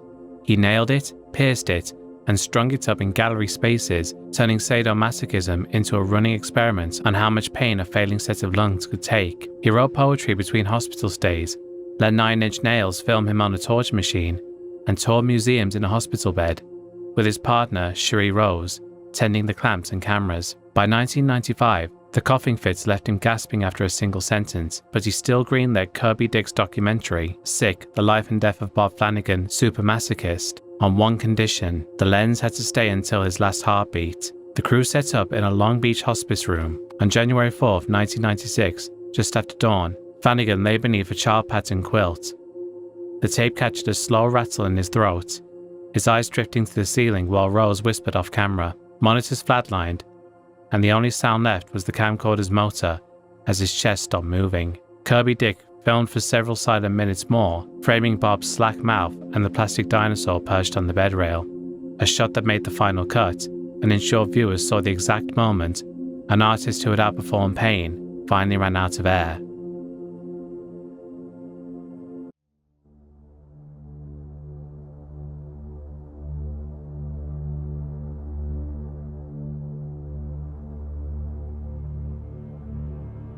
Ishola Oyenusi grew up in Lagos and drifted from petty theft to armed robbery in the late 1960s, priding himself on the speed with which he could brandish a revolver and empty a till. Newspapers labelled him Nigeria's first celebrity robber after a midday holdup on Yaba Road left a police constable dead and a stolen Volkswagen careening through traffic. For nearly 2 years, he and a tight crew stalked pharmacies, payroll vans and motorists, spending the proceeds on nightclub tables and tailored suits. Their luck snapped in March 1971 when one accomplice, bleeding after a shootout, led police to a rented flat stacked with weapons and stolen cash. Oyenusi faced a military tribunal that lasted just a week. He smiled through most of it, even how witnesses described how he had pressed a barrel to a driver's head for hesitating at a red light. On the morning of September 8, 1971, soldiers trucked him and 6 cohorts to Bar Beach in Lagos. Cameras waited beside thousands of spectators corralled behind rope.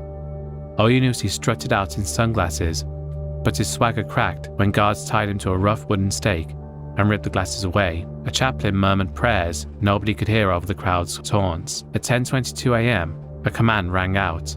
A line of 12 riflemen fired once, then again to finish the job. The film captured his body jerking, sand turning dark beneath his bare feet, and eerie cheers that followed as officers checked pulses and declared Nigeria's most notorious gunman officially dead.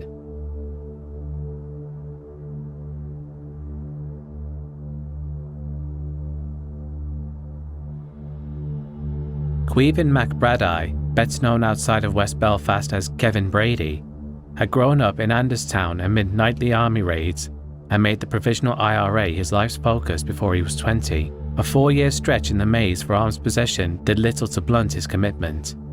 By 1988, he served on an active service unit and was helping arrange the public funeral for 3 comrades killed in Gibraltar. It drew thousands to Milltown Cemetery on March 16th, along with camera crews expecting tension but not open bloodshed. While mourners filed past the fresh graves, loyalist gunman Michael Stone vaulted a low wall and lobbed Soviet-made grenades into the crowd, with their concussive cracks echoing off the marble headstones. Brady sprinted toward the blasts, closing the gap just as Stone switched to a Browning pistol. A round punched through Brady's upper chest.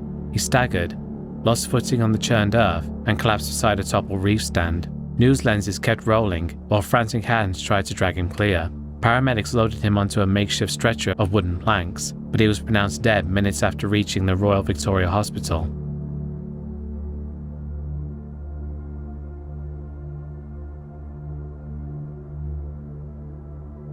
Kenji Nagai, a 50-year-old freelance photojournalist from Tokushima, Japan, had spent 2 decades chasing wars and uprisings for the Tokyo-based APF news agency, moving through Gaza, Kabul, and Baghdad, with a battered video camera slung across his chest. In September 2007, He slipped into Yangon on a tourist visa to cover the monk-led demonstrations against Myanmar's military. He filmed for 3 days, edging closer to the khaki cordons every time troops pushed protesters back from Sul Pagoda. Just after noon on September 27, 2007, a squad of soldiers charged down Bogayoki Ang San Road and opened fire at point-blank range. The guy kept the lens up even as the crowd scattered. A soldier shoved him with the muzzle of a rifle, then squeezed the trigger from less than 2 meters away. The 7.62mm round punched through his right side and exited near the spine. He dropped to one knee, still clutching the camera, and tried to crawl backward with blood pooled under his shirt. He died minutes later on the curb, filmed by his own equipment and by stunned bystanders whose footage ran on international broadcasts within hours.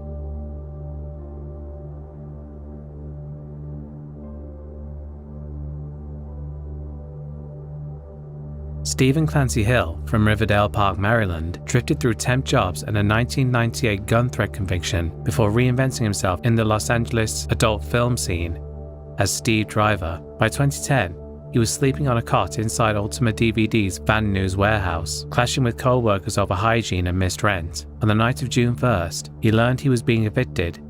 Instead of packing, he pulled a sharpened samurai-style sword, slashed studio manager Christopher Raquel, and chased 2 men who tried to intervene. Performer Herbert Wong bled out on the concrete loading dock, while Hill roared that he wanted to, quote, kill as many people as possible, before speeding off in a blue Toyota RAV4. 4 days later, police spotted the SUV near Azul Drive in West Hills.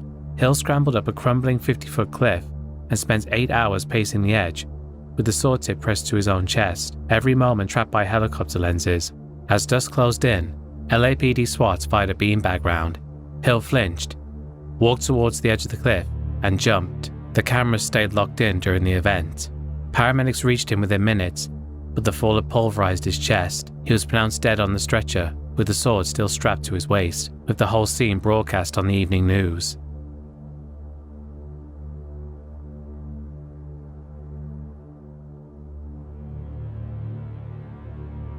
Igor Ustinov, a 30-year-old mechanical engineer who fabricated drainage pipe fittings in Chelyabinsk, stopped by a Classica pharmacy on Lenina Prospect late on the afternoon of August 10, 2011, while he waited for his girlfriend in the car park. He only wanted headache pills, but as he crossed the threshold, a man in a medical mask stepped in behind him with a sawn-off shotgun wrapped in a black plastic bag. The store's security cameras caught everything. At 5:30 p.m., the gunman fired once into Ustinov's abdomen without saying a word. The engineer pitched forward, clutching his stomach, while staff and customers scrambled into a side room. The attacker walked outside, calmly reloaded, and returned, passing his gasping victim. He asked the empty aisles, "Where is he?" Then pivoted and pumped multiple rounds into Ustinov's head at close range. Witnesses heard him mutter, quote, "It's all your fault, white coats," before he took the weapon back into the bag and disappeared into rush hour traffic. Ustinov has survived the first blast. Trauma surgeons later said a door locked behind the killer might have saved him. Instead, the footage shows him dragging himself toward the counter, blood spreading across the tiles. Before the second volley ended any chance of rescue, the images leaked onto Russian gore sites within days. Well over a decade later, the mass shooter remains unidentified.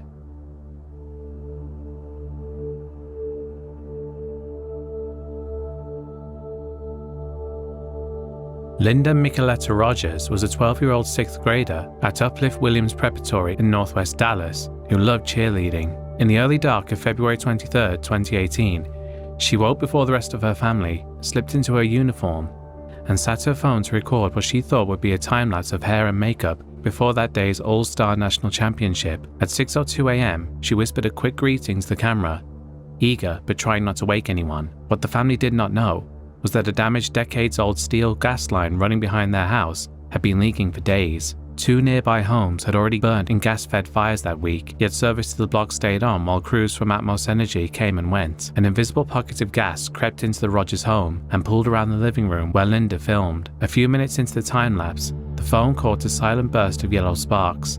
Then nothing. The blast lifted the house off its foundation, collapsed the roof, and hurled debris across the yard. Inside the wreckage, Linda lay pinned beneath a fallen dresser until her father dragged her outside for firefighters. She reached Children's Medical Center still breathing, but her aorta had been torn.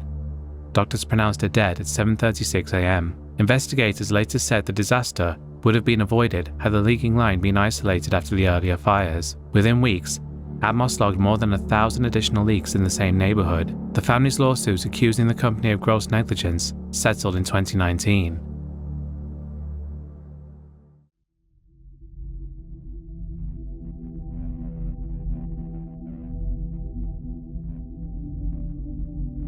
Kaylin Nicole Davis was born in 2004 and spent her childhood in Cedartown in Polk County, Georgia. Online, she went by It's Dolly, uploading dozens of raw vlog-style clips to the Live.me app during 2016, in which she spoke about depression, self-harm, and her claim that a family member had sexually abused her. Those recordings mentioned earlier hospital stays and past suicide attempts, yet no sustained help reached her. On the afternoon of December 30th, 2016, the 12-year-old began a roughly 40-minute live stream from her front yard. After a brief apology and a repeat of the abuse allegations, she set her phone against a tree and stepped onto a low support with a rope, making it clear what she was going to do next. A neighbor discovered her minutes later, but by then, viewers had already saved the feed, and copies surfaced almost immediately on Facebook, YouTube, and lesser-known sites around the world. Polk County Police pleaded for the footage of her death to be removed, yet versions are still online to this day, though I should point out that I have not seen the video. I've only read descriptions of it.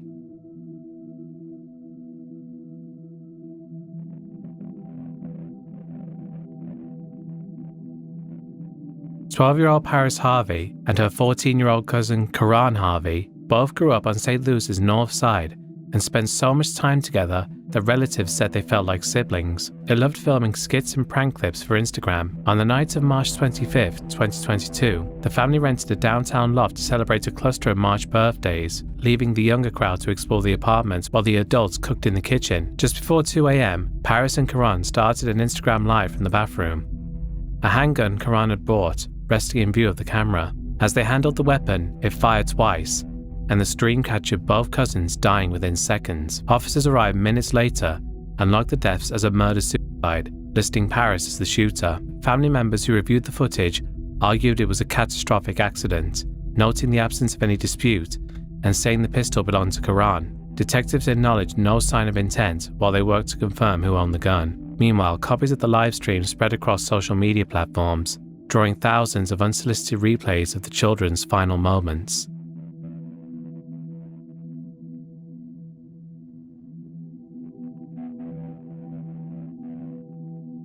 Yesenia Morales Gomez was a 25-year-old lawyer from Antioquia, Colombia, remembered by friends for weekend excursions into the countryside.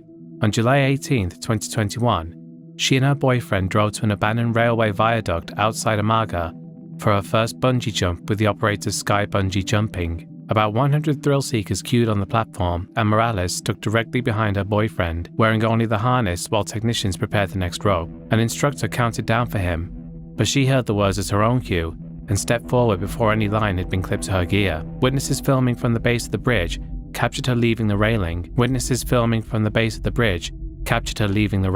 Investigators said she plunged roughly 150 to 164 feet, and a forensic report suggested she had suffered cardiac arrest in mid-air. Her boyfriend reached her first and attempted CPR, but emergency crews confirmed she had died at the scene. Authorities later stated that the two private companies running jumps that day had no operating license, prompting criminal and civil probes that continued long after the video had spread worldwide.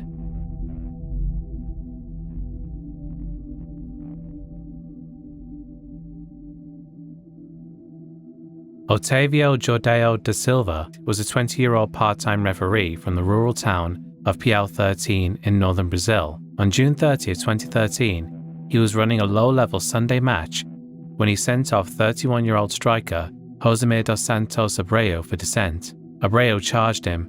Da Silva drew a pocket knife and stabbed the player, who died on the way to the hospital. Word of the stabbing reached the touchline almost immediately. Relatives and spectators surged onto the pitch, pinned the referee to the ground, and pelted him with stones, bottles, and pieces of wood. They bound his arms and legs, killed him, severed his head and limbs, then planted the head on a crude stake at midfield. Several bystanders had their phone cameras rolling. One clip, later leaked to LiveLeak, showed medics reassembling his remains. Police arrested 27-year-old Luis Moraes Suaza within 48 hours and named 4 more suspects, including Abreu's brother, but few details of any trials reached the national press. Chief Investigator Valtor Costa told reporters that, quote, one crime would never justify another.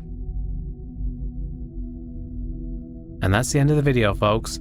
Like I said, I'll be happy to leave gore behind for a while. Just like I said at the end of the last video, I hope this doesn't turn me into a guy who talks about gore for a living, among other things. Anyway, be sure to like this video, leave a comment, subscribe if you're new, and I'll see you all next time. Goodbye.